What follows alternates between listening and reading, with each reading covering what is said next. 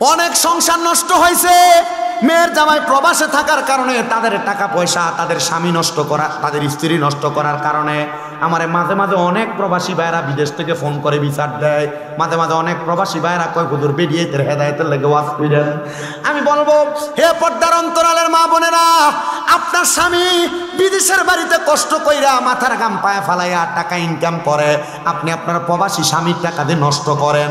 আপনার জামাইয়ের টাকা দিয়ে আপনি আপনার বাইরে আপনি মোবাইল ফোন কিনা দেন, আপনার জামাইয়ের টাকা দিয়ে মারে বইনে ডাক্তার দেখান, আপনার জামাইয়ের টাকা দিয়া আনন্দ আয়েশ কইরা বেড়ান, মাইনছেরও খাবান। না না না, আল্লাহর কসম, আমি যখন সৌদি আরবে গেলাম হজ করার জন্য, ওইখান থেকে আমি যখন গেলাম বদরের প্রান্তরে আমার একজন দোস্তর সাথে দেখা হয়েছে, তার নাম আলিয়াসগর। আমরারে ভালো কইরা সুন্দর করে খাওয়াইছে। এরপরে আমি আসার পরে রাস্তায় দেখছি বাংলাদেশি 5 জন প্রবাসী, মুরাদনগরে বাড়ি, তারা রাস্তার পাশে কাগজ বিছিয়া বিছিয়া ভাত খাইতেছে রাস্তার পাশে।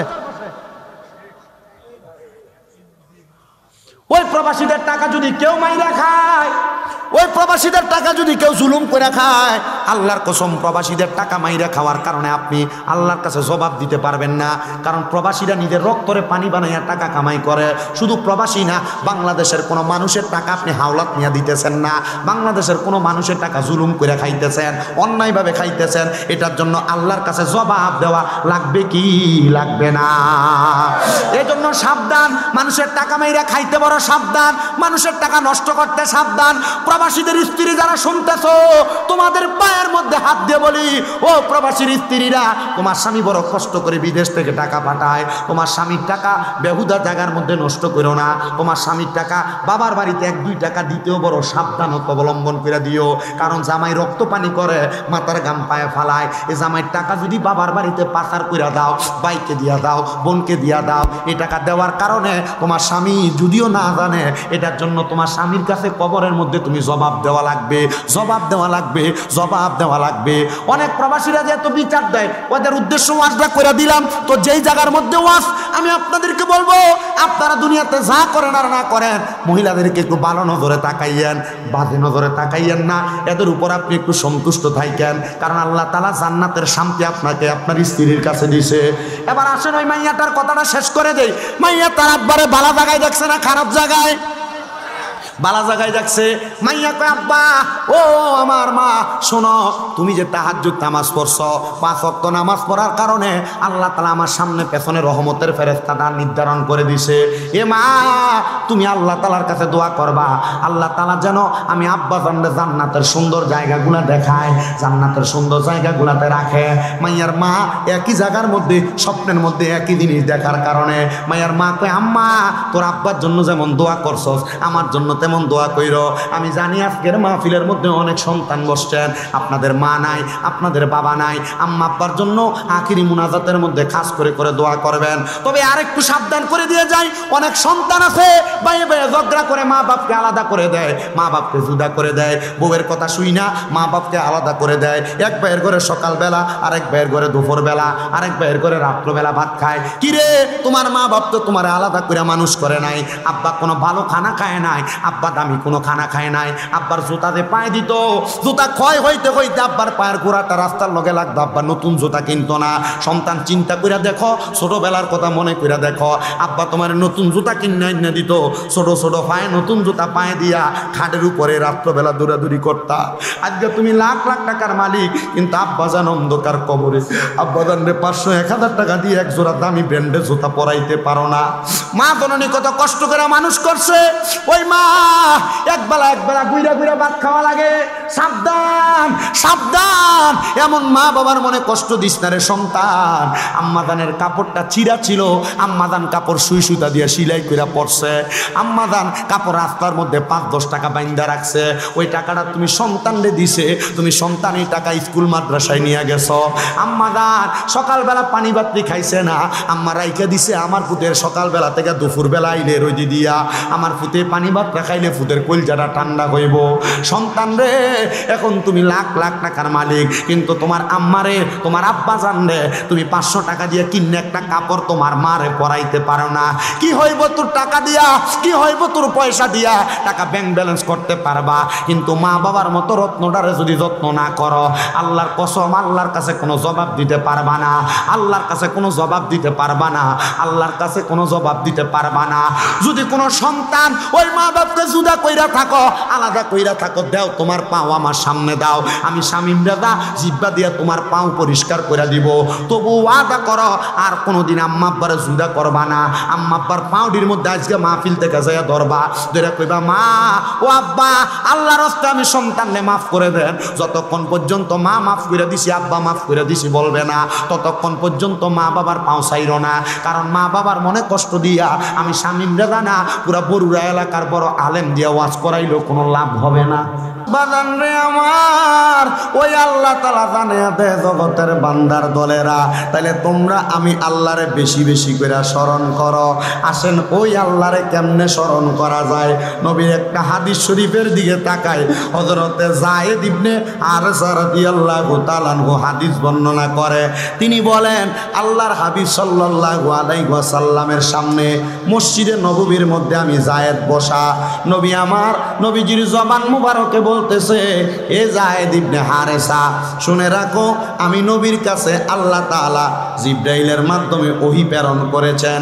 ওই ওহীকে যারা মানবে, ওই ওহীকে যারা গ্রহণ করবে, ওই ওহীর উপর ভিত্তি করে যারা আমল করবে, আমার আল্লাহ তাআলা ওই বান্দার জীবনের গুনাহ মাফ করে দিবে, হায়াত বাড়াইয়া দিবে, অসুস্থতা দূর করে দিবে, রিজিকের ফয়সালা করবে, ইমানি মরণ দান করবে, মরার পরে কবরে কবর নূরান্বিত করবে, মরার পরে কবরে ফেরেশতার সওয়ালের জবাব থেকে উদ্ধার করবে, মরার পরে কবরে ফুলসিরাতরা তাড়াতাড়ি বিজলির ন্যায় পার করে দিবে, মরার পরে কবরে বেগ হিসাব জান্নাত প্রদান করবে। যদি বান্দা আল্লাহ তাআলার প্রশংসা করে, আমি নবীর উপর নাজিল হওয়া ওহীর উপর ভিত্তি করে। এবার আপনারা বলেন আল্লাহ তাআলা যে ওহী নবীর উপর নাজিল করলেন, ওই ওহীটাকে একটা পাণ্ডুলিপি আকারে আমাদের কাছে প্রেরণ করা হয়েছে। ওই পাণ্ডুলিপি, ওই বইটার নাম, ওই কিতাবটার নাম হলো কোরআন। আছে না নাই? মুগুজি এলাকায় নাই? প্রত্যেক ঘরে ঘরে, যারা মুসলমান দাবি করে তাদের ঘরে ঘরে। আমি বলবো ও মুগুজি মধ্যপাড়া এলাকার পর্দার অন্তরালের মা, আপনার স্বামীর ইনকামের মধ্যে বরকত হয় না, আপনার সন্তানদের রোগবালা মুসিবত ছাড়ে না, আপনাদের ঘরের মধ্যে বরকত হয় না, বিপদ আপদ বালা মুসিবত ছাড়ে না। আপনাদের কাছে আবদার হইল আপনারা আল্লাহ তাআলার কোরআনটাকে একটু বেশি বেশি তেলাওয়াত করেন। আগে তো অনেক মুরব্বী বাবারা ফজরের নামাজ পড়ে বাড়িতে যাওয়ার সময় একবারই দুইবারই ঢেইয়া যখন এক বাড়ি থেকে অন্য বাড়িতে যাইতো, ঘরের মধ্য থেকে মা বোনদের কোরআন তেলাওয়াতের গুনগুন গুনগুন আওয়াজ শুনতে পাইতো। এখন আর কোরআন তেলাওয়াতের আওয়াজ শোনা যায় না, মা বোনদের ঘুমের নাকের আওয়াজ শোনা যায়। কথা কোন ঠিক কিনা? আমি বলবো পর্দার অন্তরালের মা বোনেরা, আপনারা যারা মাইকের আওয়াজ শুনছেন, আপনারা সবাই আল্লাহ তাআলার কোরআনটাকে বেশি বেশি তেলাওয়াত করবেন। যদি আপনারা আল্লাহ তাআলার কোরআন তেলাওয়াত করেন, আমার আল্লাহ তাআলা আপনাদের সংসারের মধ্য থেকে অভাব অনটন দূর করবেন। সুবহানাল্লাহ বলেন। আল্লাহ তাআলার কোরআন তেলাওয়াত করলে বিপদ আপদ বালা মুসিবত থেকে হেফাজত দান করবেন। আরো বড় নিয়ামত, এখানে আপনারা যারা আছেন, যেহেতু মাহফিলটা একটা ফুরকানিয়া মাদ্রাসার মাহফিল, আপনাদের সবার উদ্দেশ্যে আমি কিছু কথা বলে দিয়ে যাই। আপনারা যারা মাদ্রাসার মধ্যে সন্তানদেরকে পড়াইতে আগ্রহী না, মনে করেন ছেলেটাকে কিন্ডারগার্টেনে পড়াইলে, ইংলিশ মিডিয়াম স্কুলে পড়াইলে ছেলেটা ডাক্তার হবে, ছেলেটা ম্যাজিস্ট্রেট হবে, ছেলেটা উকিল হবে, ব্যারিস্টার হবে। শোনেন, ছেলেটাকে আপনি ইংলিশ মিডিয়ামে পড়ান, ছেলেটা ডাক্তার হওয়ার দরকার, কারণ বাংলাদেশে ডাক্তারের প্রয়োজন। বর্তমানে যত ডাক্তার আছে বেশিরভাগই ডাক্তারের নামে কসাই হইয়া বইয়া রইছে। কথা কন ধরে বলেন ঠিক কিনা? আগের যুগে তো এমন ডাক্তার ছিল না, অপারেশন থিয়েটার ছিল না, মা বোনদেরকে সিজারও করা লাগতো না। এখন তারা টাকার লালুসে পইরা, লোভে পইরা সিজার করে মহিলাদের পেট কাটার রোগ শুরু করছেন। না রে না, এটা ডাক্তার না, এটা জালেম, এটা জালেম, এটা জালেম। বলে হুজুর কেন? সে জানে নরমালে বাচ্চা প্রসব করানো সম্ভব, টাকার লোভে পইরা মহিলাদের পেটটা কাইটা মহিলাদের সিজার করে এটারে রুগী বানায়া দেয়। তখন এই মহিলা মরার আগ পর্যন্ত এই সিজারের ব্যথা লইয়া বাসা লাগে। কথা কন্যা ঠিক কিনা? ডাক্তার বাইর হয়েছে, কথা সত্য। MBBS, FCPS আরো বড় বড় ডিগ্রি নেওয়ালা ডাক্তারের অভাব নাই, কিন্তু এরা যখন তার প্রেসক্রিপশনটা লেখে, লেখার সময় প্রেসক্রিপশনে ওষুধের চাইতে পরীক্ষাটা বেশি লেখে। কথা বল না কেন? 500 টাকার ওষুধ খাইলে সমস্যার সমাধান হয়ে যাবে, কিন্তু পরীক্ষা লেখে 10টা 15টা 20টা। আমার একজন ভাইজান কুমিল্লাতে আছেন, নিজাম ভাই, উনি একটা হসপিটালের সাথে সংযুক্ত। উনি কয় ভাইজান আমি জানি না মানুষ কেমনে মরার পরে জান্নাতে যাইব। আমি কইলাম ভাই কেন? উনি কয় ভাই ডাক্তার যে প্রেসক্রিপশন লেখে, প্রেসক্রিপশনের মধ্যে পরীক্ষার অভাব নাই। কেন লেখে? লেখার কারণ হইল উনি একটা হসপিটাল থেকে অন্য একটা পরীক্ষা কেন্দ্রের মধ্যে রেফার করে দেয়। যখন তার রেফারেন্সে কোনো রুগী যায় পরীক্ষা করায়, এই রুগী পরীক্ষা করাইলে যে টাকা বিল দিবে, এই বিলের একটা অংশই ডাক্তারের কাছে আসবে পার্সেন্টেজ হিসাবে। এটা পার্সেন্টেজ না, এটা হইল কবরে জাহান্নামের তিনাতুল খাওয়ার রাস্তা বানায় নিছে। এবার আপনারা বলেন এমন নাম দিয়ে তারা ডাক্তারি করার নামে ব্যবসা করে, এরা কি আসলে ডাক্তার না কসাই? ভালো ডাক্তারও আছে, নাই যেমন না। আমি দেখছি, আমি যখন ছাত্র বয়স, চোখের ভিতরে ছালি পড়ার কারণে ডাক্তার দেখাইছে গেছে কুমিল্লাতে। কিন্তু ছাই পড়ার পর ডাক্তার যদিও দেখায়, ওই ডাক্তারের ভিজিট 700 টাকা ছিল। তো ভিজিট 700 টাকায় দিছে। এই টাকাগুলো আমার আম্মা যখন দিছে, এই টাকাগুলো 10 টাকা 20 টাকা 50 100 টাকার নোট ছিল।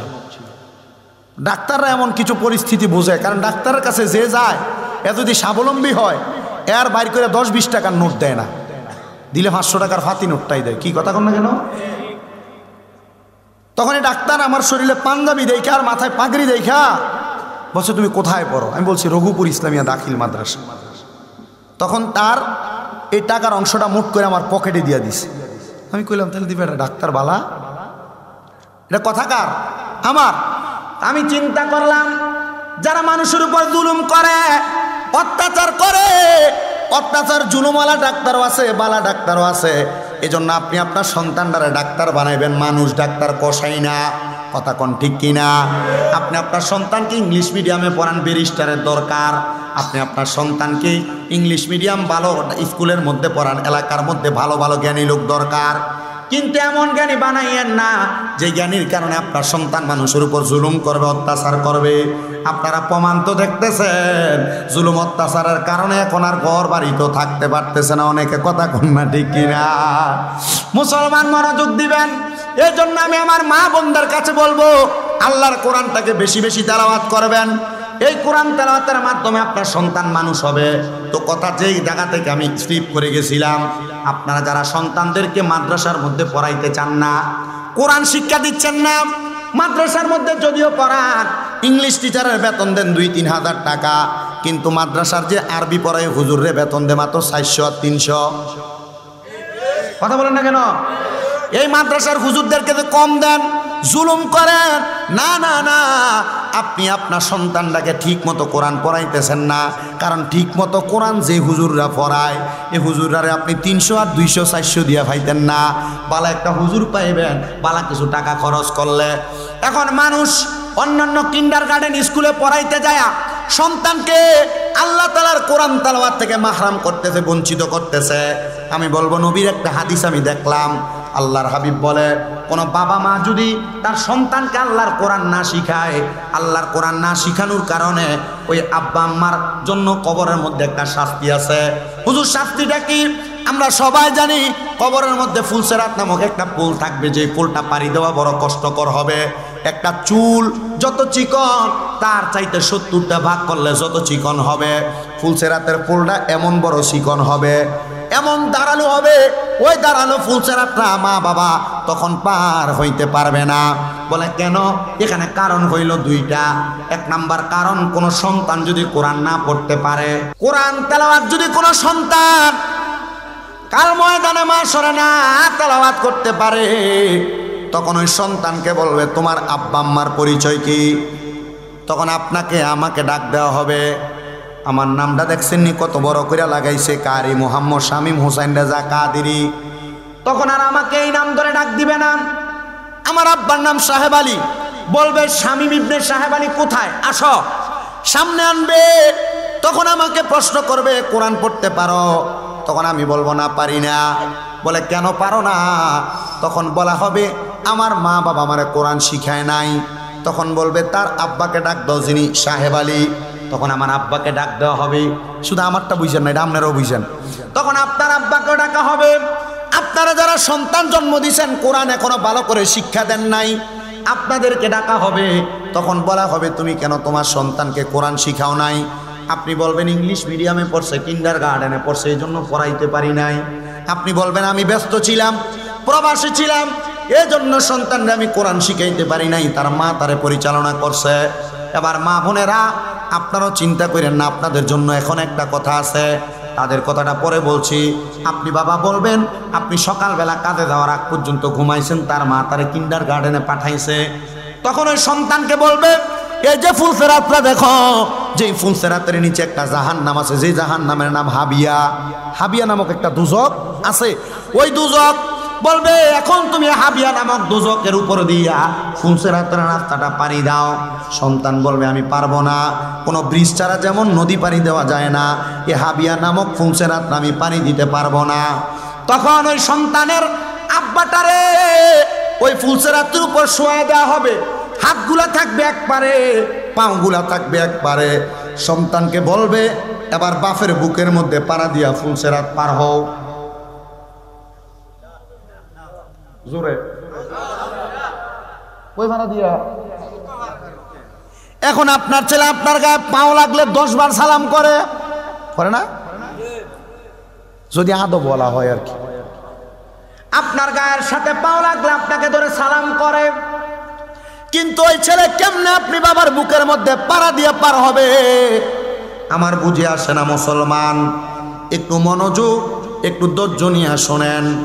যদি আবার আপনারা যারা এখানে আছেন, আপনারা যারা কোরআন শিখতেছেন না, মনে করতেছেন মা বাপ কোরআন শিখায় নাই, মা বাপের বুকে ফাড়া দিয়া তো ফুলসেরাত পার হয়ে যাব, বয়স্ক হয়ে গেছি, আল্লাহর কোরআন আমি পড়তেছি না। না না না, আপনার জন্য ছাড় নাই। হুজুর কেন ছাড় নাই? তখন যখন আপনার প্রাপ্তবয়স্ক আপনি হয়ে গেলেন, নিজ দায়িত্বে যদি আপনি আল্লাহর কোরআনটা না শিখেন, তখন আপনি যখন আপনার বাপের বুকে পাড়া দিবেন, তখন বাপ্পু দুইজনে মিলা ওই দোজকের মধ্যে চলে যাবেন। আল্লাহর হস্তে আপনাদের সবার কাছে আমি ক্ষমা প্রার্থনা করি। আপনাদের যাদের এখনো পর্যন্ত প্রাপ্ত বয়স আছে, আপনারা আল্লাহর কোরআনটারে শিক্ষা গ্রহণ করেন। মা বোনেরা মনে রাখবেন, আপনার সন্তান আপনার বুকের মধ্যে পাড়া দিয়া ফুলসেরাত পার হওয়ার জন্য চেষ্টা করবে, যদি আপনি আপনার সন্তানকে আপনি কোরআন না শিখান। আর সন্তানরা যদি মনে করেন মা বাপ শিখায় নাই, আমার মা বাবার উপরে না দোষটা চাপবে। আপনি প্রাপ্ত বয়স থাকা অবস্থায় যদি আপনি কোরআন না শিখেন, তাহলে আপনিও এটার জন্য কবরে শাস্তি পাওয়া লাগবে। এবার আরেকটু মনোযোগ দেন, আরেকটু মনোযোগ দেন। অনেকে চিন্তা করে হুজুর আমি তো বয়স্ক হয়ে গেছি, চোখে এখন আমি আর ভালো মতো দেখতে পাই না। আছে না এমন অনেক মানুষ, চোখে ভালো মতো দেখতে পাই না, হুজুর আমিও কি আল্লাহ তাআলার কোরআন শিখার চেষ্টা করব? বলবো হ্যাঁ মুসলমান, আল্লাহর নবীর হাদিস শরীফ আমি পড়তে যে পাইলাম, হযরতে জাবির ইবনে সামুরা রাদিয়াল্লাহু তাআলা আনহু হাদিস বর্ণনা করে। তিনি বলেন দুনিয়ার জমিনের মধ্যে যখন কোরআন নাজিল হইল, আল্লাহর হাবিব বলেছেন তোমরা সময় পাইলে আল্লাহ তাআলার কোরআন তেলাওয়াত করবা। একজন সাহাবী হাত তুলছেন, উনি যুদ্ধের মধ্যে আহত হয়েছিলেন, ওনার চোখগুলো হারায় ফেলছেন, মানে কানা, উনি চোখে দেখতেন না। উনি বলেন ইয়া রাসূলুল্লাহ, ইয়া হাবিবাল্লাহ, আমি তো আমার চোখ দিয়ে দেখতে পাই না, তাহলে আমি কেমনে আল্লাহর কোরআন তেলাওয়াত করব? নবী আমার বলতেছে আল্লাহর কোরআনরে মুহাব্বত করবা, ভালোবাসবা। ওই সাহাবী বলে ইয়া রাসূলুল্লাহ, আপনার উপরে যখন কোরআন নাজিল হয়েছে, আপনি আমার বাড়ির সামনে একটা পাথরের মধ্যে কোরআন শরীফ লেখা রাখছিলেন, নবী আমি যখনই সময় পাই ওই পাথরের মধ্যে আমি চুমন করি। বলি ইয়া রাসূলুল্লাহ, এটার কারণে আমার কোনো লাভ হবে কিনা? এবার রাসূল বলেছেন এটাকে মোহাব্বত করার কারণে আল্লাহ তাআলা তোমার এই কোরআনের সাথে হাসর করাইবেন। জবানটা খুলা জোরে জোরে বলেন সুবহানাল্লাহ। যারা চোখে দেখেন না আল্লাহ কোরআনটা খুইলা কোরআনের দিকে তাকায় থাকবেন, তারা চোখে ঝাপসা দেখেন কোরআনটারে বুকের মধ্যে ধারণ করবেন, দেখবেন আমার আল্লাহ তাআলা আপনার কোরআন তেলাওয়াতের বরকতে অসংখ্য পরিমাণ নিয়ামত, অসংখ্য পরিমাণ বরকত দান করবে। আল্লাহ যেন এমন বরকত থেকে আমাদেরকে মাহরুম বঞ্চিত না করে পড়েন আমিন। আসেন সবাই আমরা মুহাব্বতে আল্লাহ তাআলার কোরআন তেলাওয়াত করিয়া ও বিল্লাহি মিনাশ শাইতানির রাজিম বিসমিল্লাহির রাহমানির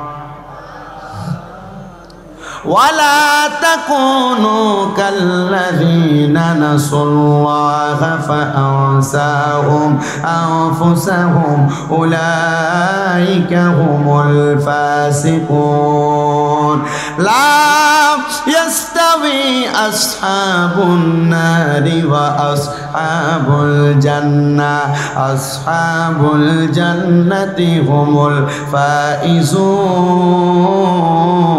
الفائزون. وقال في حديث الشريف عن أنس رضي الله تعالى عنه قال سمعت رسول الله صلى الله عليه وسلم يقول إن من أشرط الساعة أن يرفع العلم ويكثر الزعل ويكثر الزنا ويكثر الشرب الخمر ويقل الرجال ويكثر النساء حتى يكون ل50 امرأة القيم الواغد متفق عليه أو كما قال عليه الصلاة والسلام. وقال في شان حبيبه ومحبوبه ومعشوقه مخبرا وآمرا إن الله وملائكته يصلون على النبي يا أيها الذين آمنوا صلوا عليه وسلموا تسليما اللهم. আল্লাহ তাআলার কোরআনুল কারীমের আয়াতের সরল অনুবাদ, আল্লাহ বলেন ওয়ালা তাকুনু, তোমরা তাদের মতো হয়ো না, কাল্লাযিনা যাহারা নাসুল্লাহ ফাআনসাহুম আনফুসাহুম, তারা নিজের কথা নিজেরাই ভুলে গেছে। উলাইকা হুমুল ফাসিকুন, এই কথাটার অনুবাদ সর্বশেষ বলবো। আল্লাহ যে বললেন তোমরা তাদের মতো হয়ো না যারা নিজের কথা নিজেরাই ভুলে গেছে। ও মুসলমান, তারা কারা? তাদের পরিচয় তো আমাদের জানার দরকার আছে না? আমরা দুনিয়াতে চলাফেরা করতেছি, আমরা ওই মানুষদের পরিচয় একটু জানার দরকার। এ জানাইয়া দিচ্ছে আল্লাহ কোরআনুল কারীমের পরের আয়াতের মাধ্যমে। আল্লাহ বলেন, আপনার সবাই মুহাব্বতে যদি আয়াতটা মনে থাকে বলবেন, আল্লাহ বলেন লা ইয়াস্তাউই আসহাবুন নারি ওয়া আসহাবুল জান্নাহ। এতটুক আল্লাহ তাআলা বলেন যারা দোজখবাসী যারা জান্নাতবাসী তারা একরকম নয়। আল্লাহ কেন কেন কেন আল্লাহ তাআলা ঘোষণা করে, বান্দা কেন শুনে নাও, আসহাবুল জান্নাতি হুমুল ফাইজুন, যারা জান্নাতি তারা হইল সফল কাম। এবার আমার আল্লাহ তাআলা জানায়া দেয়, ও জগতের বান্দার দল শুই না রাখো, আমি তোমাদের কাছে জানায়া দেই কেন জান্নাতি আর জাহান্নামীর একরকম নয়। যারা দুনিয়াতে জান্নাতি, ওই জান্নাতি মানুষরা এমন কিছু কাজ করবে যেই কাজের মাধ্যমে তাদের জীবন পরিবর্তন হবে, এমন কিছু কাজ করবে যে কাজের মাধ্যমে তাদের দুনিয়া এবং আখিরাত দুইটাই সুন্দর হবে, সফল কাম হবে। তারা এমন কাজ করবে যেই কাজের মাধ্যমে দুনিয়ার মানুষও সন্তুষ্ট হবে, কিন্তু দুনিয়ার মানুষ সন্তুষ্ট হোক আর না হোক আমার আল্লাহ তাদের উপর বেশি সন্তুষ্ট হবে, যদিও দুনিয়ার মানুষ তাদের উপর অসন্তুষ্টি হয়। কিন্তু আল্লাহ যারা জাহান্নামী তাদের সঙ্গে কেন আপনি পার্থক্য করলেন? আল্লাহ তাআলা জানায়া দেয়, বান্দা তাদের সঙ্গে পার্থক্য তোমাদের দুই ধরনের, একটা হলো আমলি পার্থক্য আর একটা হলো পার্থিব জীবনের পার্থক্য।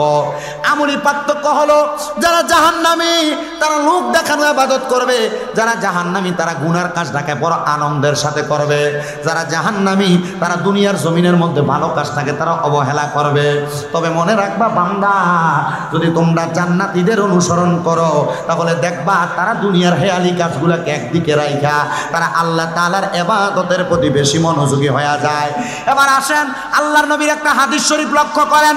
হযরত আবু হুরায়রা রাদিয়াল্লাহু তাআলা আনহু বলেন, ও দুনিয়ার মানুষের দলেরা, আমি নবীজির জবান মোবারকের মধ্যে বলতে শুনলাম, নবী আমার বলেছে, যদি তোমরা দুনিয়াতে জান্নাতি ব্যক্তি চিনতে চাও তাহলে ওই ব্যক্তিদের দিকে তাকাও যারা সব সময় নামাজের আযানের ওয়াক্ত যখন হয় তারা সূর্য দেখে দেখে সময়টাকে নির্ধারণ করে তারা নামাজের মধ্যে দাঁড়ায় যায়। আখির নবীর উম্মত হাসাইসুল কুবরার মধ্যে নবী হাদিস বর্ণনা করে বলে দিচ্ছেন, একই হাদিস হযরত হাসান রাদিয়াল্লাহু তাআলা আনহু বর্ণনা করে বলছেন, যদি দুনিয়ার জমিনের মধ্যে নামাজের ওয়াক্ত চিহ্নওয়ালা মানুষ দেখতে চাও তাহলে তাদের দিকে তাকাও, তারা নামাজের মধ্যে তাড়াহুড়া করে না, তারা নামাজের মধ্যে তাড়াহুড়া করে না, তারা নামাজের মধ্যে তাড়াহুড়া করে না। আমরা মসজিদে যাই, মুরগি যেমন ভাবে ঠুকুর দিয়ে আদার খায়, আমরা এমন তাড়াতাড়ি সাজদা দিয়ে রুকু দিয়ে চলে আসি, এমন নামাজি এলাকায় নাই। বড় খবরদার, আল্লাহর নবী জান্নাতীদের পরিচয় দিচ্ছে। এক নাম্বার, তাহলে তোমরা তাদের দিকে তাকাও যারা সূর্য দেখে নামাজের ওয়াক্ত নির্ধারণ করে নামাজ আদায় করে। আমরা কিন্তু নামাজের ওয়াক্তটা সূর্য দেখে কিন্তু নির্ধারণ হয়। এখন না আমরা একটা দরাবান্ধা বানাইছি জোহরের জামাত 1:30টার দিকে, কিন্তু জোহরের জামাত বর্তমানে শুরু হয় 12:30-এর আগে। জোহরের ওয়াক্ত শুরু হয় কখন? 12:30-এর অনেক আগে, পরবর্তী প্রায় 12:06-এর পর থেকে শুরু হয় আর কি। কেন দেরি করে নামাজ আদায় করেন? কারণ কি বলে এটা হুজুর আমরা নিয়মে পরিণত করছি। না না না, নিয়ম পাল্টান। কি লাগে 1:30টাতে জামাত হওয়া লাগবো, 1:15-তে জামাত হওয়া লাগবো?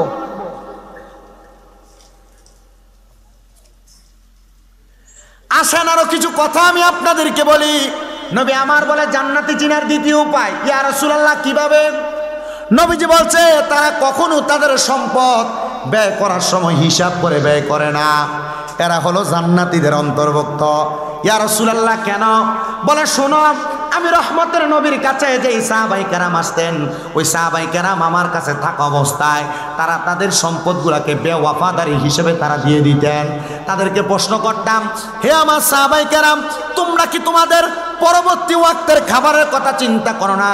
সাহাবায়ে কেরাম আমি নবীর কাছে জবাব দিত, ইয়া রাসূলুল্লাহ, এই জন্য আমরা পরবর্তী ওয়াক্তের কথা চিন্তা করি না, কারণ আমরা জানি আমাদের তাওয়াক্কুল তো আল্লাহ, আমাদের তাওয়াক্কুলটা বড় ঠিক আছে। আমরা এক আল্লাহর ইবাদত করি, ওই আল্লাহ চাইলে পরবর্তী ওয়াক্তে আমাদেরকে খাবার নির্ধারণ করে দিবেন, ওই আল্লাহ চাইলে আমাদেরকে উপবাস রাখবেন। এজন্য আমরা আমাদের সম্পদের মায়া করতাম না। আল্লাহর হাবিব সাল্লাল্লাহু আলাইহি সাল্লাম বলে, আমিও এমন তাওয়াক্কুল রাখলাম 7 দিন পর্যন্ত আমার পেট মোবারকের মধ্যে আমি পাথর বেঁধে রেখেছিলাম, কিন্তু মুসলমান আমি পাথর যদিও বাঁধা রাখতাম, আমি আমার দরবারে যে হাদিয়াগুলো আসতো আমার সাহাবায়ে কেরামের কাছে বিতরণ করে দিতাম। কিন্তু আমার সাহাবায়ে কেরামরা এই হাদিয়াগুলো নিয়ে তারও খাইতেন না। যদি তাদেরকে একটা খেজুরে দেওয়া হইতো, একটা খেজুরে তারা 4 টুকরা কইরা তাদের সন্তান, তাদের স্ত্রী পুত্র সবাইকে নিয়ে আহার করতেন। ও মুসলমান, তাহলে জান্নাতি চিনার আরেকটা উপায় হইল, তারা কখনো সম্পদ আল্লাহর রাস্তায় হোক আর পরিবারের জন্য হোক ব্যয় করতে হিসাব করে ব্যয় করে না। জবানটা খুইলা জোরে কোন আল্লাহু আকবার। এই কথা কেন বললাম শুনেন, আমি নবীজির হাদিস শরীফ পড়ে দেখলাম, মুসনাদে আহমদের হাদিস। নবীজি বলছেন দুনিয়াতে এমন ব্যক্তি অনেক আছে যারা তারা ইনকাম করে, টাকা আছে, পয়সা আছে, চাইলেই ভালো পোশাক পরতে পারে কিন্তু পরে না, চাইলে ভালো খাইতে পারে কিন্তু খায় না। এমন কাস্টমার কালোক আছে না? তাহলে যারা এখন অনেক ফলা হয়নি চিন্তা করবো, আরে তাহলে তো আমরা আব্বাই দিয়ে আসলে কিপটা আছে, অনেক বেড়াইতে আছে না, টাকা আছে কিন্তু পরিবারের জন্য খরচ করতে চায় না, কিপটামি করে। এ চাইলেই কিন্তু মুরগির গোশত দিয়া ভালো খাইতে পারে কিন্তু খায়। আল্লাহর নবী বলছেন মসজিদের মধ্যে, মাদ্রাসার মধ্যে, বিভিন্ন জায়গায় দান সদকা করার চাইতে কোনো মানুষ যদি তার পরিবারকে ভালো খাওয়ানোর জন্য, ভালো পড়ানোর জন্য টাকা পয়সা খরচ করে, এটা অন্য জায়গায় সদকা করার চাইতে বেশি সওয়াব। পরিবারকে ভালো খাওয়াইবেন, পরিবারকে ভালো পড়াইবেন, এটা জান্নাতীদের লক্ষণ। সুবহানাল্লাহ পড়েন।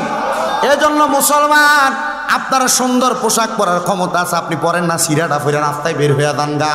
সাবধান, আল্লাহ সুন্দর সৌন্দর্যকে আল্লাহ পছন্দ করে। সাবধান সাবধান, অসুন্দরভাবে চলাফেরা করবেন না। আপনি চেষ্টা করবেন ভালোভাবে সুন্দরভাবে চলাফেরা করার জন্য। নবীজি বলতেছেন এবার 3 নাম্বার জান্নাতি চিনার উপায় হইল এমন অনেক মানুষ যারা রাস্তা দিয়ে চলার পথে নমনীয়তা অবলম্বন করে। নমনীয়তা কি? ওই ব্যক্তি যখন রাস্তা দিয়ে চলে, রাস্তার মধ্যে কোনো কষ্টদায়ক বস্তু দেখলে সরাইয়া দেয়, রাস্তার মধ্যে কোনো মানুষ দেখলে সালাম বিনিময় করে, মানুষের সঙ্গে সদাচরণ করে। ইয়া রাসূলুল্লাহ, তাহলে 3টা জিনিস পাইলাম, সদাচরণ করা, কষ্টদায়ক বস্তু সরাইয়া দেওয়া, সালাম বিনিময় করা। এই 3টা খাসিয়ত যার মধ্যে থাকবে তারে দেখলে বুঝবেন সে জান্নাতি মানুষ। কিন্তু আমরা এলাকার বেড়ারা হঠাৎ করে টাকার মালিক হয়েছে, এখন রাস্তা দিয়ে যাওয়ার সময় আর মুরব্বীরা চোখে লাগে না, সালামও দেয় না।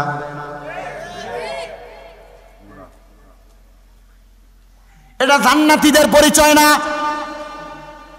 আপনি ভালো হন আর খারাপ হন, পয়সাওয়ালা হন আর গরিব হন, যাকে যেখানে দেখবেন ছোট হোক আর বড় হোক, সালাম দেওয়ার দরকার দরকার দরকার।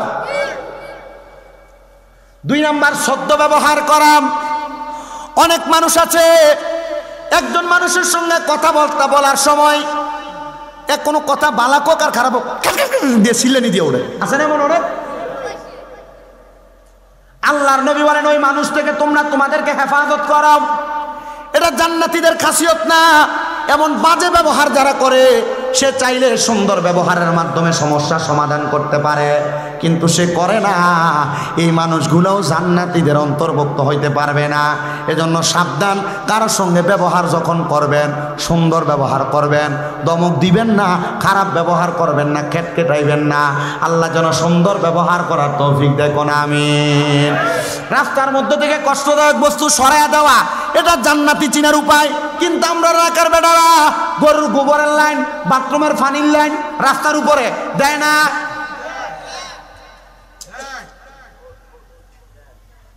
নিজের বাড়ির বেড়ারে ঠেলতে ঠেলতে রাস্তার উপরে নিয়ে দিছে, কি আসেনি? সাবধান, রাস্তা থেকে কষ্টদায়ক বস্তু সরাইয়া দেওয়া। আপনার বাড়ির গাছের ডাইল যে রয়েছে রাস্তার মানুষের উপরে পড়ে, আপনি কেন এটাকে পরিষ্কার করেন না? এটা আপনি ভালো জানেন। আরে ভাই, আপনি যদি এটা করেন তাহলে আপনি জান্নাতীদের অন্তর্ভুক্ত হয়ে যাবেন। এমন ছোট্ট ছোট্ট কাজের জন্য যদি আপনি জান্নাতীদের অন্তর্ভুক্ত হন, আল্লাহর নবীর হাদিস কি লক্ষ্য করেন নাই? আল্লাহর নবী কয় আখলিস দীনাকা ইয়াকফিকাল আমালুল কলিল।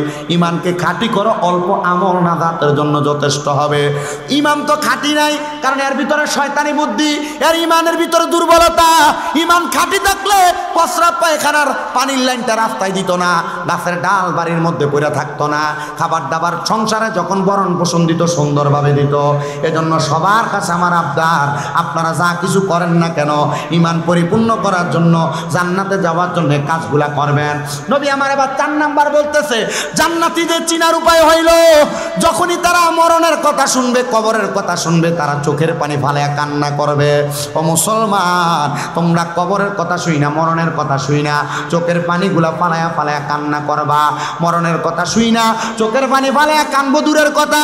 আমার মনে হয় না মুগুজির মধ্যে পাড়ার মাহফিলের মধ্যে 20-25টা লোক খুঁজা পাওয়া যাবে যারা একবার মরণের কথা স্মরণ করে কান্না করছে। ও মুসলমান, মরার কথা, কবরের কথা স্মরণ করে কান্না করো না। না না না, একটু আফসোস কি তোমার অন্তরে লাগে না? যদি তুমি মনে করো মরণের কথা স্মরণ হইলে তোমার কান্না আসে না, আফসোস হয় না, অন্তরে ভয় লাগে না, কবরের কথা মনে হইলে অন্তরের মধ্যে ভয় লাগে না, কান্না আসে না, তাহলে মনে করবা তোমার দিলটা এখনো শক্ত হয়ে গেছে। দিলটা নরম বানাও, নরম বানাও, দেখবা তুমি জান্নাতে যাওয়া তোমার জন্য সহজ হয়ে যাবে।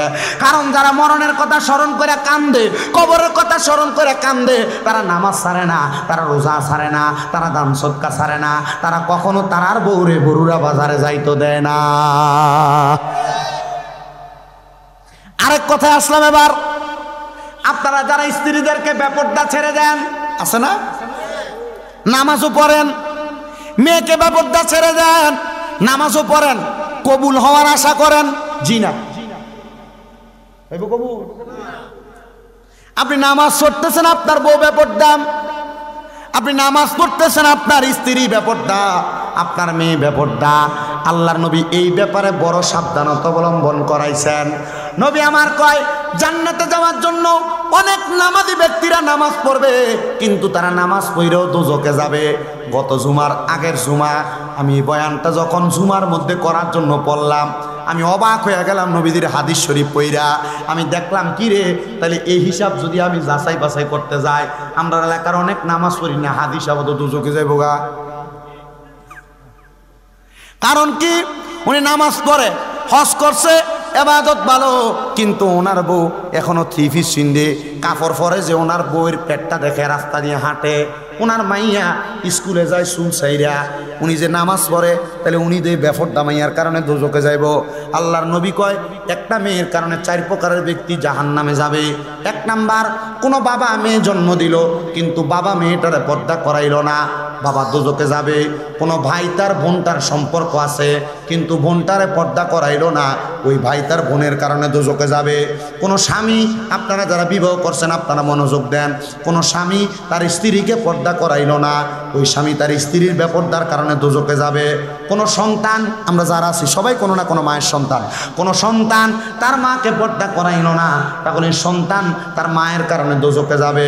এবার আপনি আপনার বউরে, আপনার মাইয়ারে, আপনার বোন রে, আপনার মারে গায়ে হলুদের অনুষ্ঠানের ভিতরে যাইয়া গায়ে হলুদের মন্দি লাগাইতে দিবেন কি দিবেন না, এটা আপনার সিদ্ধান্ত। দিবেন তো জাহান্নামে যাইবেন, জাহান্নামে যাওয়ার সিদ্ধান্ত যদি আপনি নেন, আমার করার কিছু নাই। দেয় না গায়ে হলুদ, ইসরায়েল না চায়।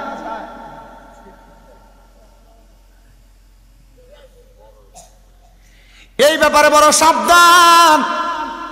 এই জন্য নামাজিরাও দোজখে যাবে। কারণ কি, বউ বেপরদা, মাইয়া বেপরদা, বোন বেপরদা, মা বেপরদা, নামাজও পড়বেন আবার বেপরদাও রাখবেন না। না না, সাবধান, এই বেহায়াপনার মধ্যে যাবেন না।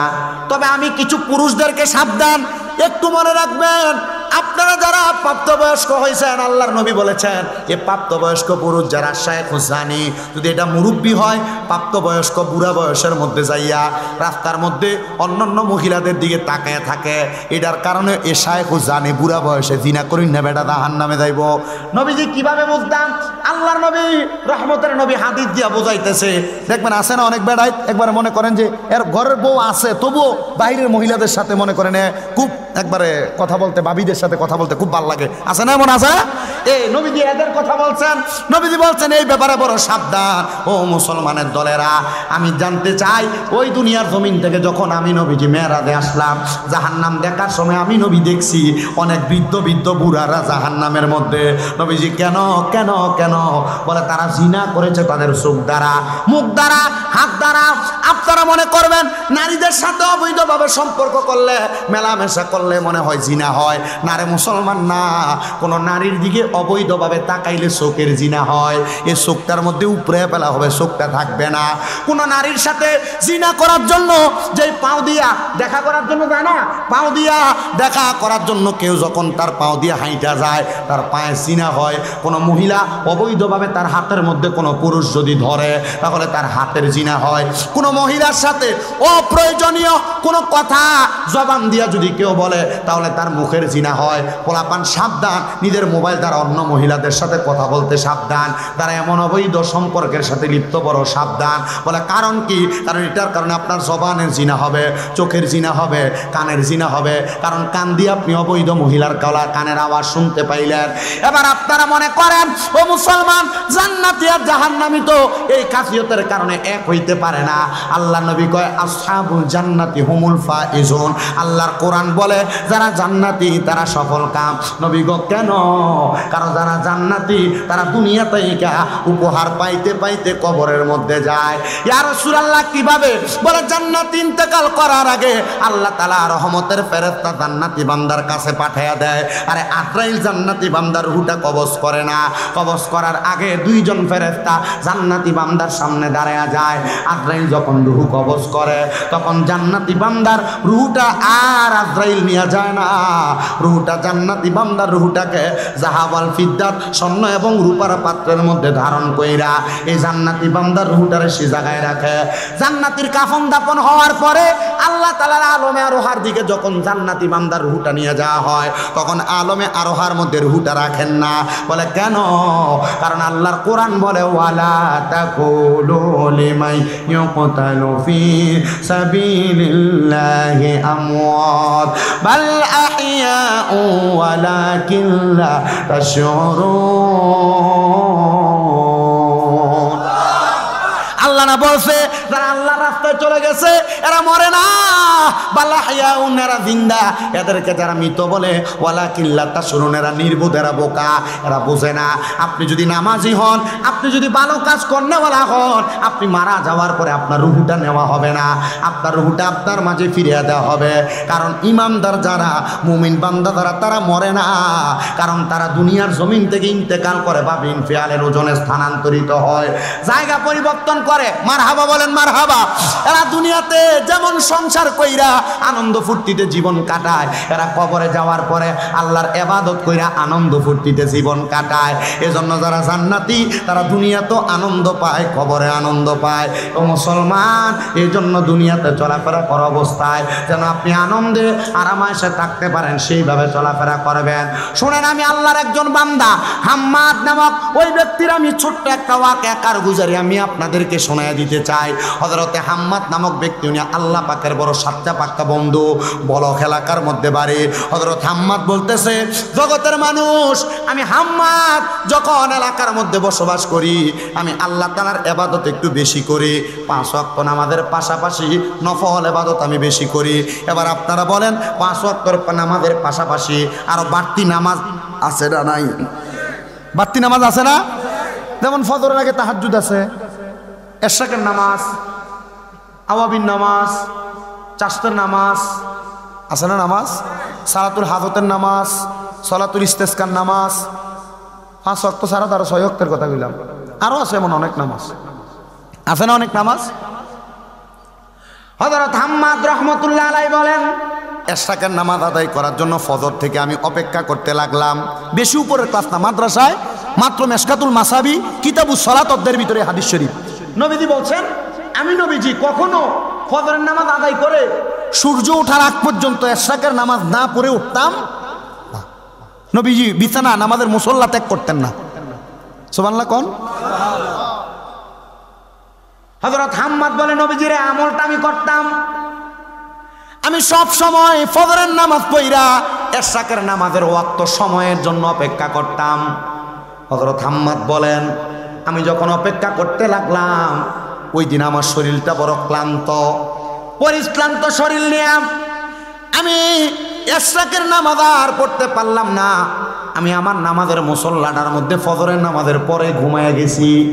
ঘুমানোর পরে হঠাৎ করে আমি দেখতে পাইলাম, আমার চোখের সামনে একটা মানুষ দেখা যায়, যে মানুষটার নাভি থেকে মাথা পর্যন্ত বড় ভালো সুন্দর দেখা যায়, কিন্তু মানুষটার নাভি থেকে পায়ের তালু পর্যন্ত আগুন ধাউ ধাউ করে জ্বলতেছে। জোরে কন্যা উজুবিন। হযরত হাম্মাদ বলে, এমন অপেক্ষা অবস্থা দেখাম আমি হাম্মাদ বড় হতবিলম্ব হইয়া আমি তার কাছে প্রশ্ন করলাম, কিরে আল্লাহর বান্দা, তোমার কেন এমন অবস্থা যে তোমার শরীরের নাভি থেকে মাথা পর্যন্ত বড় ভালো, নাভি থেকে পায়ের তালু পর্যন্ত আগুন ধাউ ধাউ করে জ্বলতেছে? হাম্মাদ ডাক দিয়া কয়, আমি তারা প্রশ্ন করার সাথে সাথে সে আমাকে জবাব দিয়েছে, হুজুর, আমি দুনিয়ার জমিনের মধ্য থেকে যখন ইন্তেকাল করে কবরে চলে আসি, আমার স্ত্রীর গর্ভের মধ্যে একটা সন্তান ছিল, যে সন্তান কন্যা সন্তান। আমি ইন্তেকাল করার পরে ওই মেয়েটা দুনিয়াতে জন্মগ্রহণ করেছে। তার আগে আমার আরেকটা মেয়ে ছিল, ওই মেয়েটা নামাজি, ওই মেয়েটা রোজাদার, ওই মেয়েটা আমলওয়ালা, ওই মেয়েটা বলো ভালো মেয়ে। হুজুর, আমার ওই মেয়েটা ভালো হওয়ার কারণে আল্লাহ তাআলা আমার একটু অংশ আরামদায়ক বানাইছে, কিন্তু আমার যেই মেয়েটারে আমার স্ত্রীর গর্ভে রেখে আমি ইন্তেকাল করেছি, আমি ইন্তেকাল করার পরে আল্লাহ তাআলা আমার নাভি থেকে পায়ের তালু পর্যন্ত একবারে দাও দাও করে আগুন জ্বালাইতেছে। কারণ আমার ওই মেয়েটা জন্মগ্রহণ করার পরে আমার স্ত্রী মাইয়াটারে ভালো করে মানুষ করে নাই, মানে পর্দা করায় নাই, নামাজি বানায় নাই, নেককার বানায় নাই।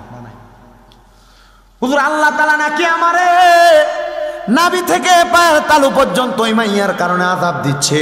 আর যেই মাইয়াটা ভালা ওই মাইয়াটার কারণে নাভি থেকে মাথার তালু পর্যন্ত আল্লাহ তাআলা আমারে আরামদায়ক বানিয়ে দিছে।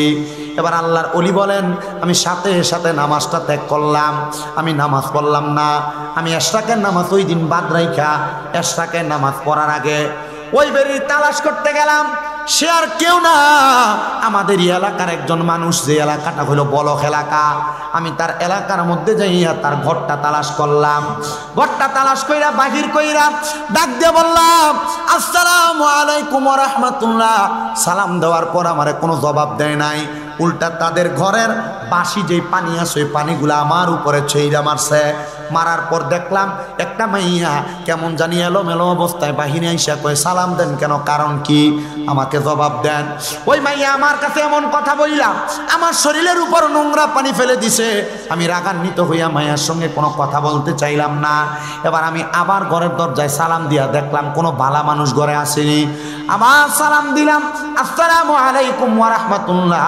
দেখলাম ঘরের মধ্য থেকে একটা জবাব আসে, ওয়া আলাইকুম আসসালাম ওয়া রাহমাতুল্লাহি ওয়া বারাকাতুহু। আমি জিজ্ঞাসা করলাম ঘরের মধ্যে কে আছেন? পরে বাহিরে যাকে দেখতেছেন আমি তার বোন। বলে আপনি কি আমার একটু কথা শুনতে পারবেন? বলে হ্যাঁ। বলে আপনার আব্বা ইন্তেকাল করেছে, কথাটা সত্য? হ্যাঁ, আমার আব্বা ইন্তেকাল করেছে। বলে ইন্তেকাল করার পরে আপনার আব্বা কোথায় আছে আপনি কি জানেন নাকি? বলে না না না, আমি আমার আব্বার খবরটা এখনো ভালো করে জানি না। বলে কেন জানেন না? বলে না জানার কারণ হইল আমার আব্বা তো মারা গেছে, কবরের খবর সম্পর্কে আমরা কোনো কিছুই জানি না। বলে তাহলে শুনেন আপনার আব্বা কবরে কেমন আছে? কেমন আছে বলেন? বলে আপনার আব্বার নাভি থেকে মাথার তালু পর্যন্ত সুন্দর আছে, ভালো আছে, কিন্তু আপনার আব্বার নাভি থেকে পায়ের তালু পর্যন্ত আগুনের মধ্যে জ্বলতাছে। বলে কারণ কি? বলে কারণ হলো আপনার বাহিরে থাকা বোনটা। বলে কেন? এই বোনটা আমার আব্বারে কোনোদিন দেখে নাই, আমার আব্বা এই বোনটাকে মায়ের গর্ভে রেখে ইন্তেকাল করেছে। বলে হ্যাঁ, ওই বোনটা আপনার মতো নামাজি হয় নাই, আপনার মতো শালীন হয় নাই, আপনার মতো পর্দাওয়ালা হয় নাই, আপনার মতো আদবওয়ালা হয় নাই। এই জন্য এই বোনটা বেপর্দা হওয়ার কারণে, অশালীন হওয়ার কারণে আল্লাহ তাআলা আপনার আব্বার কবরে আযাব দিয়ে দিয়েছে। ওই মাইয়াটার সাথে সাথে আল্লামা হাম্মাদ নামক ব্যক্তিটা কদমের মধ্যে ঝরে ধরে বলছে, হুজুর আমি আমার আব্বা জানলে কোনোদিন দেখি নাই, কিন্তু আমার আব্বা জান নাকি আমি এই মাইয়ার জন্য জাহান্নামের আগুনে জ্বলতাছে। হুজুর গো, আপনি আমারে একটু অনুমতি দেন, আমারে সবক প্রদান করেন, তালিম প্রদান করেন, আমার আব্বা জান কেমনে মুক্তি পাবে? ডাক দিয়ে কয়, মাইয়া শোনো, তুমি যদি তোমার আব্বাকে কবরের মধ্যে শান্তিতে রাখতে চাও তাহলে তুমি এখন থেকে নামাজি হয়ে যাও, পর্দাওয়ালা হয়ে যাও, আমার কাছ থেকে তালিম প্রদান করো। তুমি এখন তালিম নিয়া তুমি তোমার জীবনটাকে পরিবর্তন করো। ও মাইয়া বলেন, আমি আমার জীবনকে পরিবর্তন করতে লাগলাম, আমি হুজুরের কথা মোতাবেক পর্দা করতে লাগলাম, অশালীনভাবে আমি আর চলি না, আমি নামাজ পড়তে লাগলাম, ইবাদত করতে লাগলাম। কিন্তু আমার হুজুরে বললাম, হুজুর আমি যে আজকে আমাকে পরিবর্তন করে নামাজি হয়ে গেলাম, আমার আব্বার কবরে কি খবর একবার আপনি বলেন না। হুজুর ডাক দিয়া কয়, মা তোমার আব্বাকে ওই দিন দেখার পরে আর আমি স্বপ্নে দেখি নাই। মনে রাখবেন মুসলমান, যদি কখনো আপনার মা আপনার বাবা আপনার স্বপ্নে দেখা দেয়, দাদা দাদি স্বপ্নে দেখা দেয়, মনে করবেন তারা কবরে বড় খারাপভাবে আছে, কবরের অবস্থা বেশি ভালো না। এজন্য মাঝে মাঝে তাদের জন্য যে একটু দোয়া করবেন। কথা বুঝতে পারছেন? স্বপ্নে যদি মা বাবাকে দেখেন, দাদা দাদিকে দেখেন, আত্মীয় স্বজনকে স্বপ্ন দেখেন, কি করবেন? এদের জন্য দোয়া করবেন, পারলে কবর জিয়ারত করবেন, কোরআন শরীফ পড়ে দোয়া করবেন। কারণ কি? কারণ এরা কবরে কষ্ট থাকলেই আত্মীয় স্বজনদেরকে সাক্ষাৎ দেয়। ইবনে সিরিনের স্বপ্নের তাবির পড়ে দেখলাম যে আসলে কথা সত্য।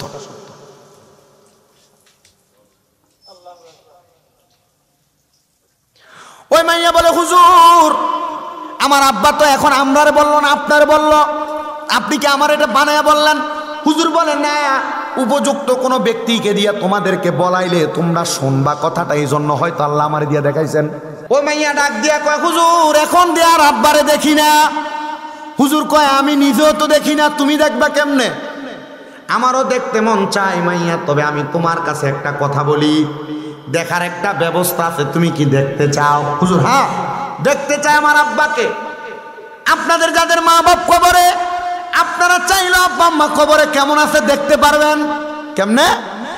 আল্লাহর নবীর হাদিস এবং আল্লাহর কোরআনকে একসাথে কইরা আলেম উলামাগণ যাচাই করছে, কেউ যদি তাহাজ্জুদের নামাজ আদায় করে, কোন নামাজ?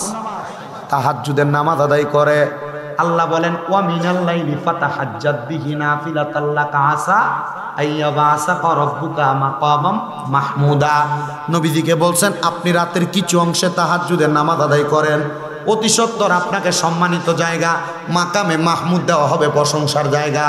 এ আয়াত যখন নবীর উপর নাজিল হয়েছে, আমার নবীজি কান্না করে দিছেন। আম্মা জান আয়েশা সিদ্দিকা নবীকে প্রশ্ন করছি, ইয়া রাসূলুল্লাহ, আজকে আপনার নামাজের সেজদাটা বড় লম্বা, নবীজি কেন আপনি এত লম্বা সেজদা দেন, কারণটা কি বলতে পারবেন? আল্লাহর হাবিব বলে, আয়েশা, আল্লাহ বলছে তাহাজ্জুদের নামাজ পড়লে আমার উম্মতেরও কিছু দেয়।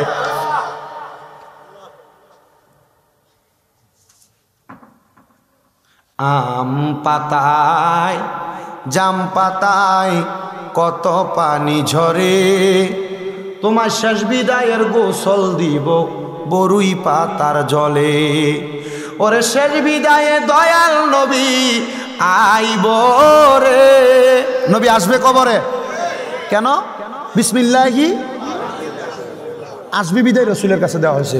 ওরে শেষ বিদায়ে দয়াল নবী আইব রে, ও প্রাণের নবী গো তুমি ধীরে ধীরে ফিরে ফিরে চাইও রে, তোমায় ডাক দিলে বলার প্রাণে চাইও রে, মাওলা ডাক দিলে শেখের দিকে চাইও রে, ও প্রাণের মাওলা রে তুমি ধীরে ধীরে ফিরে ফিরে চাইও রে। আমার বিয়ার যাত্রী আমি চারজনার দেখি, আমদার ঘরে নামাই দিয়া দিবে আমায় ফাঁকি। মৃত্যুর খাটটা কিন্তু 4 জন ব্যক্তি কান্দে লই বাসে কয়, আমার বিয়ার যাত্রী আমি চারজনার দেখি, আমদার ঘরে নামাই দিয়া দিব আমায় ফাঁকি। হায়রে ওই কবর নূরের নবী আইব রে, কন্যা ওই আইব রে, ও মাবুদ মাওলা রে তুমি ধীরে ধীরে ফিরে ফিরে চাইও রে, তোমায় ডাক দিলে শেখের দিকে চাইও রে, বলেন ডাক দিলে চাইও রে, ও পানের মুর্শিদ রে তুমি ধীরে ধীরে ফিরে ফিরে চাইও রে। চাঁদের রাইতে আইসো গো মুর্শিদ চাঁদের বাহার, তোমার গলায় দেব আমরা প্রেমের একটা হার, তোমার আত্মাতে আত্মা মিশাইয়া রাইখো রে, তোমার আত্মাতে আত্মা মিশাইয়া রাইখো রে, ও পানের মুর্শিদ রে তুমি ধীরে ধীরে ফিরে ফিরে চাইও রে। মুসলমান ও মুগুজি মধ্যপাড়ার যুবক, ও মুগুজি মধ্যপাড়ার পর্দার অন্তরালের আমার মা বোনেরা, একটু মনোযোগটা লাগে বয়ানটা শোনার চেষ্টা করো। আল্লাহর বান্দা মুহাম্মদ, আল্লাহর বান্দা দুনিয়ার জমিনের মধ্যে গুনাহ করতে করতে জীবন বেকার করেছে, গুনাহ মাফের কোনো মাধ্যম দেখে না। আমি বলবো 5 ওয়াক্ত নামাজের পাশাপাশি তাহাজ্জুদের নামাজ পড়ো। আম্মা জান আয়েশা সিদ্দিকারে নবী কয়, আমি আল্লাহর কাছে কাঁদছি, আল্লাহ যেন আমার উম্মত তাহাজ্জুদ পড়লে কোনো কিছু দান করে। আমার আল্লাহ জিবরাইলের মাধ্যমে জানিয়ে দিছে দিছে। আমার উম্মত যদি তাহাজ্জুদের নামাজ পড়ে আমি আল্লাহর কাছে কিছু চাই, আমি আল্লাহ উম্মতের মনের আশা পূরণ করব। ব্যবসা করেন বরকত হয় না, তাহাজ্জুদ পড়েন বরকত পাবেন। কামাই রুজিতে বরকত নাই, তাহাজ্জুদ পড়েন বরকত পাবেন। আপনি আপনার কঠিন অসুস্থতায় রোগে ভুগতেছেন, তাহাজ্জুদ পড়েন বরকত পাবেন।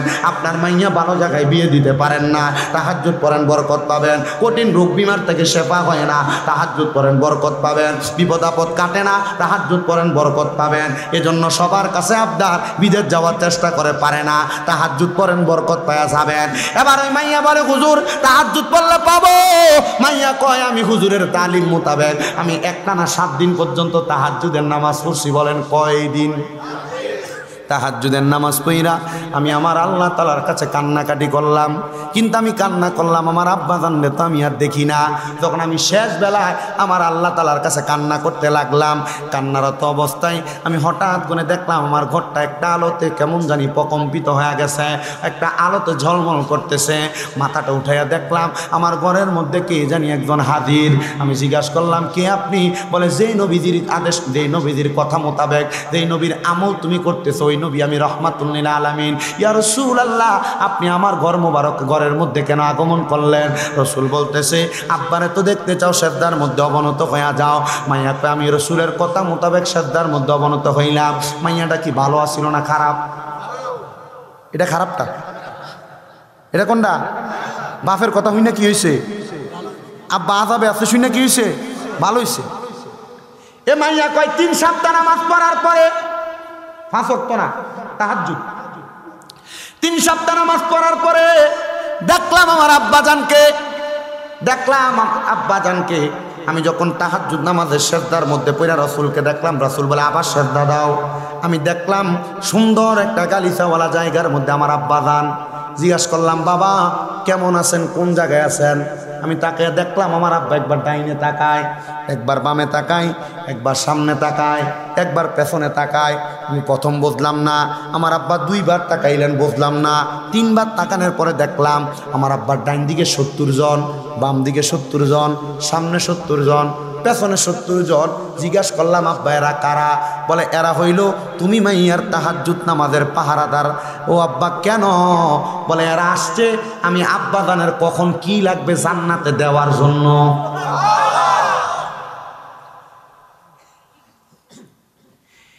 এ মাইয়াই জান্নাতের কারণ, মাইয়াই আবার জাহান্নামের কারণ।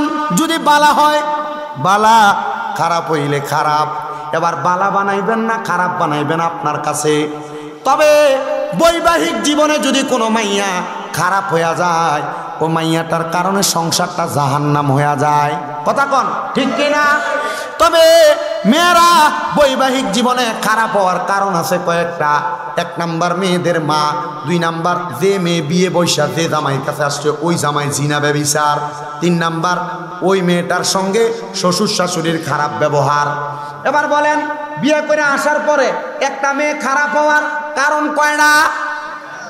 3টা। কয়টা? 1 নাম্বার মাইয়ার মা, 2 নাম্বার জামাই যদি জিনা করে ফরকিয়া করে, 3 নাম্বার ওই মাইয়ার শ্বশুর শাশুড়ি। বুঝতেছেন কিভাবে? এটা আপনারা বুঝেন। তবু বলি মাইয়ার মা যদি মাইয়াকে কান পরা দেয়, কোনো কুবুদ্ধি দেয়, ওই মাইয়া মার কথা মোতাবেক জামাইকে আন্ডারে রাখার জন্য বিভিন্ন রকমের বিশৃঙ্খলা তৈরি করে, তখন ওই মাইয়াটার সংসারটা খারাপ হয়ে যায়। আবার অনেক ভালা মাইয়া কোনো ঘরের মধ্যে আইসা ওই ঘরটার খারাপ তখন বানায় যখন মাইয়া দেখে তার স্বামী অন্য কোনো মহিলার সাথে সম্পৃক্ত, অন্য কোনো মহিলার সঙ্গে কথা বলে, অন্য কোনো মহিলার সঙ্গে পরকিয়া করে। আমরা শুধু মহিলাদেরকে দোষ দিলে হবে না, মাঝে মাঝে নিজের দোষও তালাশ করা লাগবে। এই কথা বলেন না কেন? আপনি কেমন বেড়া, আপনি আপনার বউয়ের সামনে আপনার ভাবির ফাঁকের প্রশংসা করেন, আরে নিজের বউয়ের তরকারিতে লবণ বেশি হইল ভাবিরটারে খারাপ কইয়া নিজেরটারে ভালা কইবেন, তখন দেখবেন বউ পরের বার তরকারি রানতে হিসাব করে রানবো। কথা বলেন না কেন? আপনি জামাই বদ কাজ করবেন, আপনার বউ ভালো থাকবে, এটা হইতেই পারে না। আপনি মোবাইলের মাধ্যমে পরকীয়ায় লিপ্ত, আপনার বউ আপনার সঙ্গে সুন্দর ব্যবহার করবে না। আপনি আপনার পার্শ্ববর্তী ঘরের ভাবিদের সাথে সুন্দর ইটিস ফিটিস কথা বলতেছেন, আপনার বউ আপনার সাথে ভালো ব্যবহার করবে না। এই ব্যাপারে বড় সাবধান, বড় সাবধান, বড় সাবধান, বড় সাবধান। গত পরশুদিনও আমাকে একটা ছেলে কুমিল্লার চান্দিনার আমারে কল দিছে, হুজুর আপনি আমাদের এলাকায় মাহফিল করছেন, আমি বিদেশে আছি হুজুর, আমি বিয়ে কইরা আসার আগে আমার একটা সন্তান দুনিয়াতে জন্ম নিছিল, কিন্তু হুজুর বিদেশে আসছি আমার সন্তান এবং স্ত্রীর জন্য আমি কষ্ট করি হুজুর, আমার বউটা আমার বাচ্চাটাকে ফালাইয়া দিয়ে চলে গেছে হুজুর, বউয়ের জন্য কান্দি না, বিয়া করলে আমার বউ হবে কিন্তু আমার সন্তানের কি হবে, আমার বউকে একটাবার এটা চিন্তা করলো না। আমি বলবো বাবা এটার কারণ অন্য কোনো কিছু না, তুমি যদি তোমার জীবনটাকে সুন্দর করে তোমার স্ত্রীর সঙ্গে সাজাইতে চাও, যদি তোমার কোনো অবৈধ সম্পর্ক অথবা তোমার যদি কোনো খারাপ সম্পর্ক থাকে অথবা চলাফেরার মধ্যে কোনো ডিস্টার্ব থাকে, তুমি এটা পরিবর্তন করো। অনেক মহিলারা স্বামী সিগারেট খাওয়ার কারণে সংসারে অশান্তি তৈরি করে, এ আব্বা সিগারেট খাওয়ানোর মোহের মধ্যে গুয়ের গন্ধ চাইতে বেশি দুর্গন্ধ কয়, এটা আপনারা জানেন কিনা জানি না, আমার এটা নিজের পরীক্ষা করা হয়ে গেছে। আমি একবার মাহফিলে যাওয়ার সময় ওই হবিগঞ্জের বাহুবল এক বেটারে তুলছিলাম, বেটা ক্যামেরা করে, তবে আলহামদুলিল্লাহ আমার এনে ক্যামেরাম্যান আমার মনে হয় না যে একটা সিগারেট খাওয়াই না আছে, দেখে এক বেটা আছে কামেল ভাস সবাই কেউ প্রাইমারি স্কুলের শিক্ষক, এই যে হুজুর যেটা কামেল ফাঁস, কিন্তু আইয়া পরে মাহফিলে আই আর কি মোহাব্বত করে আলেমরারে ভিডিও করবার লাগে। আরেকটা তো সাংবাদিক বেটা কো কাকা কো আছে, এনে আছে মোটামুটি ইসমাইল, এবার আরেকটা আছে আমার লগে তৌকির, আল্লাহ রহমতুল্লাহ হাতে বিশ্ব আনার কারিগর, দুনিয়ার জমিনের বহুত কিছুতে বাদ দিছে, কিন্তু আলহামদুলিল্লাহ তারা পরিবারের যে কোনো একজন আমার কাছে কইছে হুজুর আপনার ওয়াজে কেউ হেদায়েত হোক আর না হোক হয়েছে, একটা সিগারেটও খায় না এখন আলহামদুলিল্লাহ। কি দোয়া করেন না কেন? আলহামদুলিল্লাহ কোন জোরে।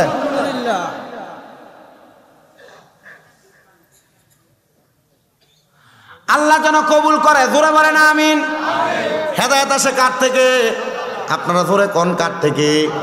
আমি একটা কথা চিন্তা করি, সিগারেট কুট্টির মাহফিলে যাওয়ার সময় বেটারে গাড়িতে উঠাইছিলাম, আমি আমার ড্রাইভারের সন্দেহ করতেছি, ড্রাইভারের কইলাম রে এই অনকালা যেটা আছে এটা না, আবার অনকালারটা ঠিক আছে, আমি এবার কইলাম ও আপনি সিগারেট খাইছেন, গাড়ি দুইটা আমি খুব চেতাচ্ছি, এই ওরা গাড়িতে সিগারেট খেয়ে উঠছস, দুর্গন্ধ হয়ে গেছে গাড়িটা, গুয়ের গন্ধ চাইতে খারাপ।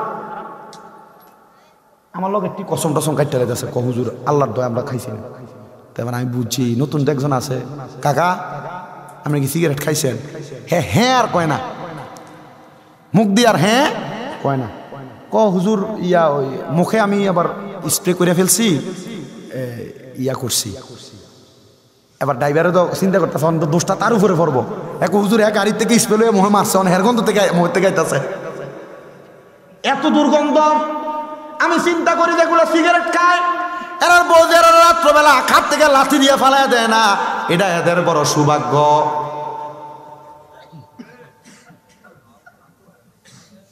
সৌভাগ্য তো যে নবীজি জান্নাতীদের বর্ণনা দিছে, সাহাবায়ে কেরাম কই ইয়া রাসূলুল্লাহ জাহান্নামীদের বর্ণনা দেন না, জাহান্নামীদের বর্ণনা। নবী আমার কয় কিয়ামতের আগে এমন অনেক মানুষ দেখবা তাদের মুখের ভিতরে আগুন, এবার সিদ্ধান্ত আপনারাই কোন কারার মুখের ভিতরে আগুন দেয়, যেটি সিগারেট খাইটির মুখের ভিতরে তো আগুন দেয়।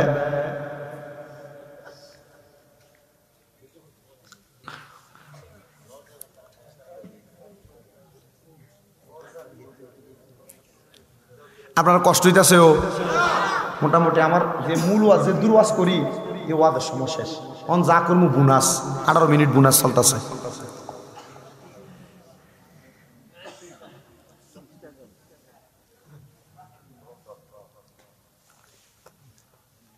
ধন্যবাদ, জাযাকাল্লাহ। আপনারা কষ্ট আর করেন না, কারণ আমরা সবাই বয়স্ক মানুষ, এই গুণা যদি আজ দিও পরে এটি কান্দলে আপনার। তাইলে সিগারেট জানা খান বড় সাবধান, দুধ ডিম খেয়ে নি টিয়াটা দিয়ে, 5টিও যদি দাম হয়, একটা সিগারেট করে যদি 6টাও যদি খায় তাহলে 30 টিয়া, মাশাআল্লাহ। এক ফা দুধ আর ডিম খাওয়ানোর টি হয়েছে না কথা কি 20 টিয়া, আবার কি সিগারেট? আমি লাস্ট 3 টিয়া জানতাম স্টার সিগারেট, কিটা বুঝছি শেষ। বাংলাদেশের এক হাদি সাহেব ধরা গেছে আমরা হতে যাওয়ানোর সময়, এই হাদি সাহেবের ব্যাগের ভিতরে জর্দার ডিব্বা বড় বড় আর সিগারেটের আর বিড়ির প্যাকেট।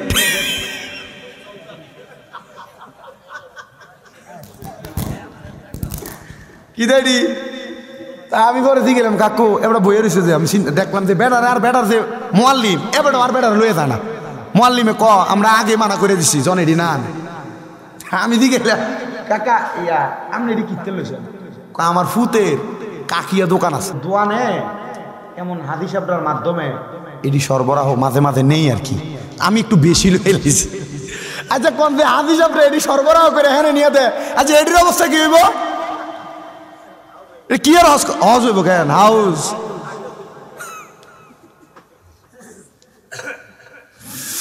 আল্লাহ তাআলা আমাদেরকে বোঝার তৌফিক দান করে জোরে বলেন আমিন। তাহলে একটা সংসারে মেয়েরা যদি অশান্তির কারণ হয় কয় কারণে? এক নাম্বার মেয়ের মা বললাম আপনাদেরকে, দুই নাম্বার মেয়ের জামাই। আপনার বউ যে সংসারে অশান্তি করতেছে এই অশান্তির কোনো কারণের মধ্যে আপনি জামাই পড়েন কিনা আপনি আগে দেখবেন, সিগারেট খান কিনা দেখবেন, অন্য কোনো মহিলার সঙ্গে অবৈধ সম্পর্ক আছে কিনা দেখবেন, আপনার সংসার চালানোর দিক দিয়া কোনো অবহেলা আছে কিনা দেখবেন। যদি এমন কোনো অবহেলা থাকে মনে করবেন আপনি এটার জন্য দায়ী। আর তিন নাম্বার কারণ হইল কোনো মেয়েদেরকে যদি তার শ্বশুর শাশুড়ি মাইয়ার নজরে না দেখে তখন অশান্তি তৈরি হয়। কথা বুঝছেন? আপনি আপনার বাড়িতে একটা মেয়ে বিয়ে করে আনছেন, আপনি চান আপনার মেয়েটা তার শ্বশুর বাড়িতে যাইয়া ভালো থাকুক, শান্তিতে থাকুক, কাজ কম করুক, কিন্তু ফুতের বোর্ডারে আপনি রং ফিরা বদুল্লার মতো খাঁড়ান। কি আজব নিয়ম! এজন্য পৃথিবীতে যখন হত্যাকাণ্ড হয়েছিল এটার কারণ ছিল মেয়েরা। কারণ ছিল কারা? মেয়েদেরকে আমি অবহেলা করছি না, মেয়েরা সম্মানিত, ইসলাম তাদেরকে যথেষ্ট মর্যাদা দিয়েছে। বলে হুজুর কেমনে হত্যাকাণ্ডটা হয়েছে একটু বলেন না। আল্লাহ তাআলা পৃথিবীতে যখন হযরত আদম আলাইহিস সালাতু ওয়াস সালামরে পাঠাইছে, আদম আলাইহিস সালাতু ওয়াস সালাম এবং মা হাওয়া আলাইহিস সালাতু ওয়াস সালাম যখন দুনিয়াতে মিলিত হয়েছেন, আল্লাহ তাআলা মানব জাতিকে বৃদ্ধি করার জন্য আদম নবীর স্ত্রী আমাদের মা হযরত হাওয়া আলাইহিস সালাতু ওয়াস সালামের গর্ভ থেকে যখন সন্তান জন্ম দেয়াইতেন, জোড়ায় জোড়ায় যমজ সন্তান জন্ম দেয়াইতেন। সুবহানাল্লাহ কোন? তো যদি কারো যমজ সন্তান হয় আদম নবীর সুন্নত মা হাওয়ার সুন্নত আদায় হবে। মারহাবা পড়েন। মারহাবা। হযরত আদম আলাইহিস সালাতু ওয়াস সালামের প্রথম সন্তান, এই প্রথম দুই সন্তান, একজনের নাম হাবিল আর একজনের নাম হলো না কাবিল, দ্বিতীয়বার সন্তান। হাবিলের সাথে একটা বোন জন্ম নিছে, জোড়ায় জোড়ায় যখন সন্তান হইতো একটা ফুল হইতো একটা মাই হইতো। মারহাবা পড়েন না। এ আদম আলাইহিস সালাতু ওয়াস সালামের সন্তান একটা ছেলে একটা মেয়ে জোড়ায় জোড়ায় আগমন করতেন। হযরত আদম আলাইহিস সালাতু ওয়াস সালামের প্রথম সন্তানের নাম হাবিল এবং মেয়েটার নাম আকলিমা। দ্বিতীয় সন্তানের নাম হলো কাবিল এবং মেয়েটার নাম হলো হান্না। এ চারজন তবুও পরবর্তীতে জোড়ায় জোড়ায় আগমন করেছে সন্তান। এ হাবিল এবং কাবিল আল্লাহ তাআলার আদেশ ছিল, আদম নবী আপনি আপনার সন্তানদের মাঝে, আপনি অনেক সন্তানদের মাঝে প্রথম মেয়েটার সাথে দ্বিতীয় ছেলেটার বিয়া, দ্বিতীয় ছেলেটার সাথে প্রথম মেয়েটার বিয়ে ভাবে করান, বিয়েটা এভাবে করান। আদম আলাইহিস সালাতু ওয়াস সালাম এদের জন্য বিবাহের ইন্তজাম করছে, কিন্তু প্রথম ভাই তাকায়া দেখলেন আদম আলাইহিস সালাতু ওয়াস সালামের ছেলে কাবিলের সাথে যে মেয়েটা আগমন করেছিল ওই মেয়েটা একটু গায়ের বর্ণ ছিল শ্যামলা বর্ণের, কালো বর্ণের, কিন্তু হযরত আকলিমা নামক যে মেয়েটা আগমন করছে মেয়েটার চেহারা বড় সুন্দর। চেহারা কি সুন্দর! এখন আল্লাহ তাইন করছে প্রথম ছেলেটার সাথে দ্বিতীয় মেয়েটা, দ্বিতীয় ছেলেটার সাথে প্রথম মেয়েটার বিয়া দিয়া দিবেন। এটা কিন্তু এখন জায়েজ নাই, সাবধান। এটা আদম আলাইহিস সালাতু ওয়াস সালামের যুগের কথা বলতেছে। আল্লাহ তাআলার আদেশ মোতাবেক আদম আলাইহিস সালাতু ওয়াস সালাম সুন্দর বিয়ার ইন্তজাম করলেন, কিন্তু ওই ভাই দুইটার মধ্যে বড় দ্বন্দ্ব। কারণ কি? কারণ যে ভাই কাবিল উনি চায় না উনি ওনার কালো বোনটাকে বিয়ে করতে, আর ওটা ভাই যেটা সুন্দর উনি চায় না কালো বোনটা বিয়ে করতে, উনি চায় সুন্দরটারে করতে। এখন এটার মাঝে দুই ভাইয়ের মাঝে বড় দ্বন্দ্ব। আল্লাহ তাআলা আদেশ করে দিয়েছেন দুই ভাইয়ের কাছে, তোমরা তাড়াতাড়ি আল্লাহর রাস্তার মধ্যে কোরবানি করো। ওই যে কোরবানির ওয়াজও এখানে চলে আসে, কোরবানি করো, কিন্তু দ্বন্দ্বটা কারে লইয়া? বেড়া না বেডি লইয়া, মহিলা লইয়া দ্বন্দ্ব। কোরবানি করো, যার কোরবানি কবুল করা হবে ওই ব্যক্তিটা দুনিয়ার জমিনের মধ্যে থাকা অবস্থায় ওই ব্যক্তিটা দুনিয়ার জমিনের মধ্যে সবচাইতে সফল কাম হবে এবং ওই সুন্দর বোনটাকে বিয়ে করবে। মুসলমান ও নবীর উম্মতের দলেরা, এবার যখন আল্লাহ তাআলার দরবারে যখন দুইটা দুইটা করে দুম্বা কোরবানি করা হয়, এগুলা কাইটা দুইটা পাহাড়ের উপর যখন রেখে দেওয়া হইল, এই দুইটা পাহাড়ের মধ্যে রেখে দেওয়ার কারণে আল্লাহ তাআলার উপর থেকে আসমান থেকে ঠাড়া যেমন মারে তেমন আগুনের ঝিলিকা ইসা একটারে জ্বালাইয়া দিছে। মানে যেটারে জ্বালাইছে এটা আল্লাহ কবুল করছে, যেটা জ্বালায় নাই এটারে কবুল করে নাই। এটা করার কারণে এবার যে ভাই এটা কবুল করছে ওই ভাই তো সুন্দরটাকে বিবাহ করবে। এবার চিন্তা করলেন সুন্দরটাকে বিবাহ করতে তাকে দেওয়া যাবে না। এবার ওই এক ভাই আরেক ভাইকে যখন হত্যা করলেন, এই জায়গার ভিতরে যখন আল্লাহ কবুল করে নিছে তবু আর মানে না বিচার, হত্যা করে ফেলছে একজন আরেকজন ভাইকে। হত্যা করার কারণে এই পৃথিবীতে প্রথম হত্যাকাণ্ড তখন থেকে চালু হয়েছে। ওই হত্যাকাণ্ডের পরে এরা দুনিয়ার জমিনের মধ্যে যে মানুষ আপনারা মারি দেন ওইখান থেকে কিন্তু জারি হয়েছে এই হত্যাকাণ্ড। পৃথিবীতে রক্ত হানাহানির কারণে বড় খারাপ অবস্থা থাকার কারণে তখন এক ভাইয়ের লাশটা পড়ে থাকছে, আল্লাহ তাআলা কুদরতিভাবে কাক নাজিল করছে আসমান থেকে। কাক, ওই কাকটা নাজিল হইয়া চিল পাখি নাজিল হইয়া তাদের পাও দ্বারা ঢাকনা দিয়া একজন ভাইয়ের লাশটাকে দাফন করে ফেলাইছেন। মুসলমান, অনেক লম্বা ঘটনা, বেশি লম্বা আমি করতে চাই না, শুধু এতটুকু বুঝাইতে চাই নারীটাকে ভালোভাবে রাখেন। আপনার ঘরের বউ হোক, আপনার মা হোক, আপনার স্ত্রী হোক, আপনার বোন হোক, ঠিকভাবে রাখলে এটার থেকে আপনি ঠিক জিনিস আশা করবেন, খারাপভাবে রাখলে আপনি খারাপ জিনিস আশা করবেন। শুধু মহিলাদেরকে দোষ দিলে চলবে না। মা বোন ভালো, মা বোন ভালো, মা বোন ভালো। পুরুষদের জন্য আল্লাহ তাআলা মহিলাদের কাছে শান্তির জায়গা রেখেছেন। এত শান্তি আপনি দুনিয়ার কোথায় গেলে পাবেন না। আপনি আপনার স্ত্রীর কাছে যে প্রশান্তি অনুভব করবেন, তবুও তো আপনি এই প্রশান্তি অনুভব করার পরে আবার পরের দিন সকালবেলা বেরিয়ে ঘুমমুর করে খিচ্ছালাম কি? আল্লাহ তাআলা জান্নাতের মজা, জান্নাতের স্বাদ আপনার স্ত্রীর মাঝে আপনার দিয়ে দিছে, অস্বীকার করতে পারবেন? আমি বুঝি না সামান্য বিষয় নিয়ে কে সময় কেমন ঘুরুম করে খিচ্ছালা।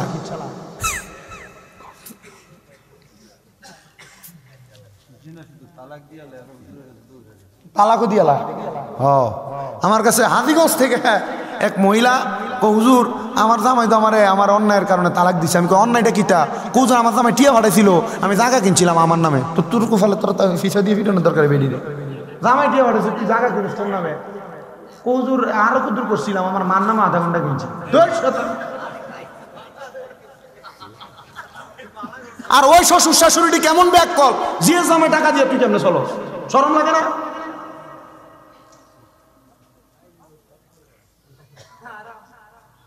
হারাম না, হারামি, কিন্তু এটা করে না কেমনে? বেড়ার অনুমতি ছাড়া বেড়াটা কেমনে খরচ করে? কি এর কাম? একবারে ফাক্কা সোয়াব ভান্ডারি। অনেক সংসার নষ্ট হয়েছে মেয়ের জামাই প্রবাসে থাকার কারণে। তাদের টাকা পয়সা, তাদের স্বামী নষ্ট করা, তাদের স্ত্রী নষ্ট করার কারণে আমারে মাঝে মাঝে অনেক প্রবাসী ভাইরা বিদেশ থেকে ফোন করে বিচার দেয়। মাঝে মাঝে অনেক প্রবাসী ভাইরা কয় হুজুর বেরিয়ে হেদায়েতের লেগে ওয়াজ করেন। আমি বলবো, হে পর্দার অন্তরালের মা বোনেরা, আপনার স্বামী বিদেশের বাড়িতে কষ্ট কইরা মাথার গাম পায়ে ফালাইয়া টাকা ইনকাম করে, আপনি আপনার প্রবাসী স্বামীর টাকা দিয়ে নষ্ট করেন। আপনার জামাইয়ের টাকা দিয়ে আপনি আপনার বাইরে আপনি মোবাইল ফোন কিনা দেন, আপনার জামাইয়ের টাকা দিয়ে মারে বইলে ডাক্তার দেখান, আপনার জামাইয়ের টাকা দিয়া আনন্দ আয়েশ কইরা বেড়ান, মাইনছেরও খাবান। না না না, আল্লাহর কসম, আমি যখন সৌদি আরবে গেলাম হজ করার জন্য, ওইখান থেকে আমি যখন গেলাম বদরের প্রান্তরে আমার একজন দোস্তর সাথে দেখা হয়েছে, তার নাম আলিয়াসগর। আমরারে ভালো কইরা সুন্দর করে খাওয়াইছে। এরপরে আমি আসার পরে রাস্তায় দেখছি বাংলাদেশি 5 জন প্রবাসী, মুরাদনগরে বাড়ি, তারা রাস্তার পাশে কাগজ বিছিয়া বিছিয়া ভাত খাইতেছে রাস্তার পাশে। ওই প্রবাসীদের টাকা যদি কেউ মাইরা খায়, ওই প্রবাসীদের টাকা যদি কেউ জুলুম করে খায়, আল্লাহর কসম প্রবাসীদের টাকা মাইরা খাওয়ার কারণে আপনি আল্লাহর কাছে জবাব দিতে পারবেন না। কারণ প্রবাসীরা নিজের রক্তরে পানি বানাইয়া টাকা কামাই করে। শুধু প্রবাসী না, বাংলাদেশের কোনো মানুষের টাকা আপনি হাওলাত নিয়ে দিতেছেন না, বাংলাদেশের কোনো মানুষের টাকা জুলুম করে খাইতেছেন, অন্যায়ভাবে খাইতেছেন। এটার জন্য আল্লাহর কাছে জবাব দেওয়া লাগবে কি লাগবে না? এই জন্য সাবধান, মানুষের টাকা মাইরা খাইতে বড় সাবধান, মানুষের টাকা নষ্ট করতে সাবধান। প্রবাসীদের স্ত্রী যারা শুনতেছো, তোমাদের পায়ের মধ্যে হাত দিয়ে বলি, ও প্রবাসীর স্ত্রীরা, তোমার স্বামী বড় কষ্ট করে বিদেশ থেকে টাকা পাঠায়, তোমার স্বামীর টাকা বেহুদা জায়গার মধ্যে নষ্ট করো না। তোমার স্বামীর টাকা বাবার বাড়িতে 1-2 টাকা দিতেও বড় সাবধানতা অবলম্বন করে দিও। কারণ জামাই রক্ত পানি করে, মাথার গাম পায়ে ফালায়। এই জামাইয়ের টাকা যদি বাবার বাড়িতে পাচার করে দাও, বাইকে দিয়া দাও, বোনকে দিয়া দাও, এই টাকা দেওয়ার কারণে তোমার স্বামী যদিও না জানে, এটার জন্য তোমার স্বামীর কাছে কবরের মধ্যে তুমি জবাব দেওয়া লাগবে, জবাব দেওয়া লাগবে, জবাব দেওয়া লাগবে। অনেক প্রবাসীরা যে এত বিচার দেয়, ওদের উদ্দেশ্য ওয়াজটা করে দিলাম। তো যেই জায়গার মধ্যে ওয়াজ, আমি আপনাদেরকে বলবো, আপনারা দুনিয়াতে যা করেন আর না করেন, মহিলাদেরকে একটু ভালো নজরে তাকাইয়েন, বাজে নজরে তাকাইয়েন না। এদের উপর আপনি একটু সন্তুষ্ট থাকেন, কারণ আল্লাহ তাআলা জান্নাতের শান্তি আপনাকে আপনার স্ত্রীর কাছে দিছে। এবার আসেন ওই মাইয়াটার কথাটা শেষ করে দেই। মাইয়া তার আব্বারে ভালো জায়গায় দেখছে না খারাপ জায়গায়? বালা জায়গায় যাচ্ছে। মাইয়া কয়, আব্বা ও আমার মা, শোনো, তুমি যে তাহাজ্জুদ নামাজ পড়ছো, 5 ওয়াক্ত নামাজ পড়ার কারণে আল্লাহ তাআলা আমার সামনে পেছনে রহমতের ফেরেশতাটা নির্ধারণ করে দিছে।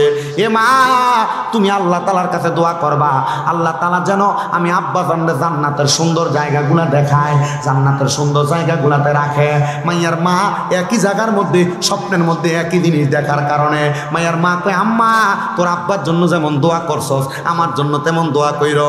আমি জানি আজকের মাহফিলের মধ্যে অনেক সন্তান বসছেন, আপনাদের মা নাই, আপনাদের বাবা নাই, আম্মা আব্বার জন্য আখিরি মুনাজাতের মধ্যে খাস করে করে দোয়া করবেন। তবে আরেকটু সাবধান করে দিয়ে যাই, অনেক সন্তান আছে বাইরে বাইরে ঝগড়া করে মা বাপকে আলাদা করে দেয়, মা বাপকে জুদা করে দেয়, বউয়ের কথা শুই না মা বাপকে আলাদা করে দেয়। এক ভাইয়ের ঘরে সকালবেলা, আরেক ভাইয়ের ঘরে দুপুরবেলা, আরেক ভাইয়ের ঘরে রাত্রবেলা ভাত খায়। কিরে, তোমার মা বাপ তো তোমার আলাদা করে মানুষ করে নাই, আব্বা কোনো ভালো খানা খায় নাই, আব্বা দামি কোনো খানা খায় নাই, আব্বার জুতাতে পায়ে দিত, জুতা ক্ষয় হইতে হইতে আব্বার পায়ের গোড়াটা রাস্তার লগে লাগতো, আব্বা নতুন জুতা কিনতো না। সন্তান চিন্তা কইরা দেখো, ছোটবেলার কথা মনে কইরা দেখো, আব্বা তোমার নতুন জুতা কিনে দিত, ছোট ছোট পায়ে নতুন জুতা পায়ে দিয়া খাটের উপরে রাত্রবেলা দৌড়াদৌড়ি করতা। আজকে তুমি লাখ লাখ টাকার মালিক, কিন্তু আব্বা জান অন্ধকার কবরে। আব্বা জান রে 500-1000 টাকা দিয়ে এক জোড়া দামি ব্র্যান্ডের জুতা পরাইতে পারো না। মা জননী কত কষ্ট করে মানুষ করছে, ওই মা একবেলা গুইরা গুইরা ভাত খাওয়া লাগে।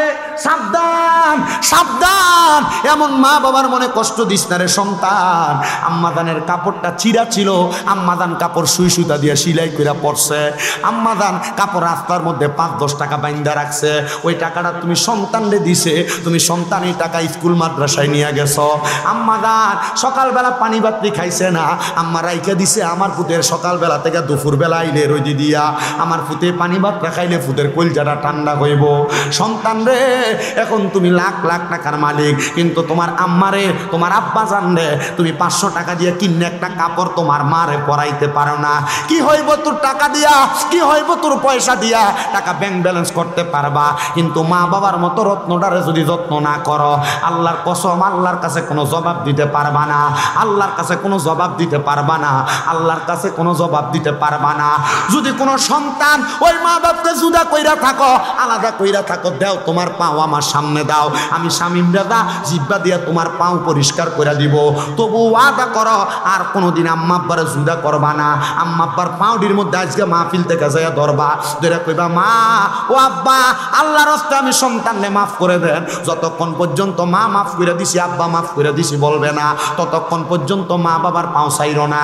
কারণ মা বাবার মনে কষ্ট দিয়া আমি শামিম দাদা না, পুরা বরুড়া এলাকার বড় আলেম দিয়া ওয়াজ করাইলো কোনো লাভ হবে না। আম্মা আব্বার জুদা করতে সাবধান। আজকের মাহফিল কবুল হবে কিনা সভাপতি সাহেব গ্যারান্টি দিবে? কেউ গ্যারান্টি দিতে পারবে না। তবে একটা কথা বইলা যায়, যদি আমি আইডিয়া করে বলছি আপনাদেরকে, আগামীকালকে যদি দেখেন মুগুজির কোনো দোকানের মধ্যে কোনো বেটা বলতেছে, হ্যাঁ শামীম রেজার ওয়াজ শুই না, আমার ফুতে আমার পায়ে ধরে মাপ চাইছে, মনে করবেন মাহফিল কবুল। বলে হুজুর কেন? কারণ সন্তান ওয়াদের আমল করছে। যদি দেখেন কোনো মা বোন একজন আরেকজনকে কয়, হ্যাঁ আমার ফুতে ওয়াজ শুই না দেয়, আমার পায়ে ধরে মাপ চাইছে, আপনারা বলেন মা বাবার পায়ে ধরলে দাম কইমা যায়? না না, আম্মা আব্বার কদমে পারলে সুমা দিবা। হুজুর কি লেগা? নবীজি হাদিস শরীফের মাধ্যমে জানায়া দেয়, মাঝে মাঝে আম্মা আব্বার কদমে চুমা দিবা। আম্মা আব্বার কদমে চুমা দিলে আল্লাহর জান্নাতের চৌকাঠে চুমা দেওয়া সওয়াব পাওয়া যায়। বলে হুজুর সুমা দিব দূরের কথা, দুই ঈদে মা বাবার পায়ে ধরে সালামি আমি করি না, সুমা দিব কি? না রে সন্তান, না, আম্মা আব্বার পায়ে যখন ধরে তুমি সালাম করবা, মা বাপ মনে করবা আমার সন্তান এখন আমার অবাধ্য হইছে না, আমার ফুতে আমার কথা শুই না চলে, আমার ফুতে আমরারে ভালোবাসে। আমি সন্তান এলেমের জোরে কথা বলি না, আম্মা আব্বার অনুসরণ অনুকরণ, আম্মা আব্বার কদমে চুমা দেওয়ার কারণে আল্লাহ তাআলা আমারে সম্মানিত বানাইছে। আল্লাহর রাস্তায় মাপ চাই সন্তান, ওই মা বাবার পায়ের মধ্যে দরবা দেখবা, আল্লাহ তোমার দুনিয়া জমিনে জিরো থেকে হিরো বানাইবো, টাকার মালিক বানাইবো, সম্পদের মালিক বানাইবো। আম্মা আব্বার সঙ্গে টাকা পয়সা নিয়ে বড়াই কইরো না। অনেকে আছে বাবা নাই, আব্বা আম্মার কাছ থেকে 5 টাকা 10 টাকা চাইয়া নিছে, এখন চা দোকানে অনেক মুরব্বী বাবারা দোকানে বইসা থাকে, কিন্তু সন্তানের মুরুদ নাই, আব্বা জানলে 100 টাকা হাত খরচের জন্য দিব কেমনে? আব্বা জান তো অন্ধকার কবরে। সন্তান আল্লাহর হস্তে তোমার কাছে আমি ক্ষমা প্রার্থনা করি, ওই মা বাবার কাছে মাপ চাইবা। অনেকে চিন্তা করে হুজুর যাদের বাড়িতে আব্বা আছে তারা বাড়িতে যা বাবার পায়ে ধরে মাপ চাইব, আমার তো আব্বা নাই, আমি কার পায়ে ধরে মাপ চাইব? অনেকে চিন্তা করে হুজুর যাদের বাড়িতে মা আছে তারা বাড়িতে যাইয়া মার পায়ে ধরে মাপ চাইব, আমার তো মা নাই, আমি কার পায়ে ধরে মাপ চাইব? রব্বির হামহুমা কামা রব্বায়ানি সগীরা ওয়া কুর রব্বির হামহুমা কামা রব্বায়ানি সগীরা। আল্লাহর কসম, আল্লাহর নবী শিখিয়ে দেয়, কোন সন্তানের মা মারা যাওয়ার পরে, সন্তানের বাবা মারা যাওয়ার পরে, ওই সন্তান যদি আল্লাহর কাছে দোয়াটা পইরা চোখের মণিকোটার মধ্যে একটা মাছির মাথা পরিমাণ পানি চাইরা দিয়া আম্মার জন্য আব্বার জন্য চোখের পানি ফালায়া ফালায়া কান্দে, ওই পানি মাটিতে পড়ার আগে আমার আল্লাহ তার মা বাবার জীবনের গুনাহ মাফ করে দেয়। সন্তান মা বাবা বাইচা থাকতে খাওয়াইতে পারো নাই, এখন তুমি হাজার হাজার লাখ লাখ টাকার মালিক। আম্মা আব্বারে যদি মাসে 1000 টাকা করে হাত খরচ দিতা, 12 মাসে 12,000 টাকা হাত খরচের জন্য লাগতো। আম্মা আব্বারে যদি প্রতি মাসে ওষুধ খরচ কিনা দিতা, ওষুধ খরচ করে দিতা, 12 মাসে 1000 টাকা করে দিলে 12,000 টাকা লাগতো। এখন তোমার আব্বা আম্মার জন্য এত টাকা খরচ হয় না। আসুনি একটা সন্তান এই ফুরকানিয়া মাদ্রাসার জন্য আম্মা আব্বাটা কবরে আছে, আল্লাহ যেন আম্মা আব্বারে কবরে জান্নাত বানিয়ে দেয়। 10,000 টাকা ওই মাটার নামে কোরবান করে দিবা, 10,000 টাকা ওই আব্বাটার জন্য কোরবান করে দিবা।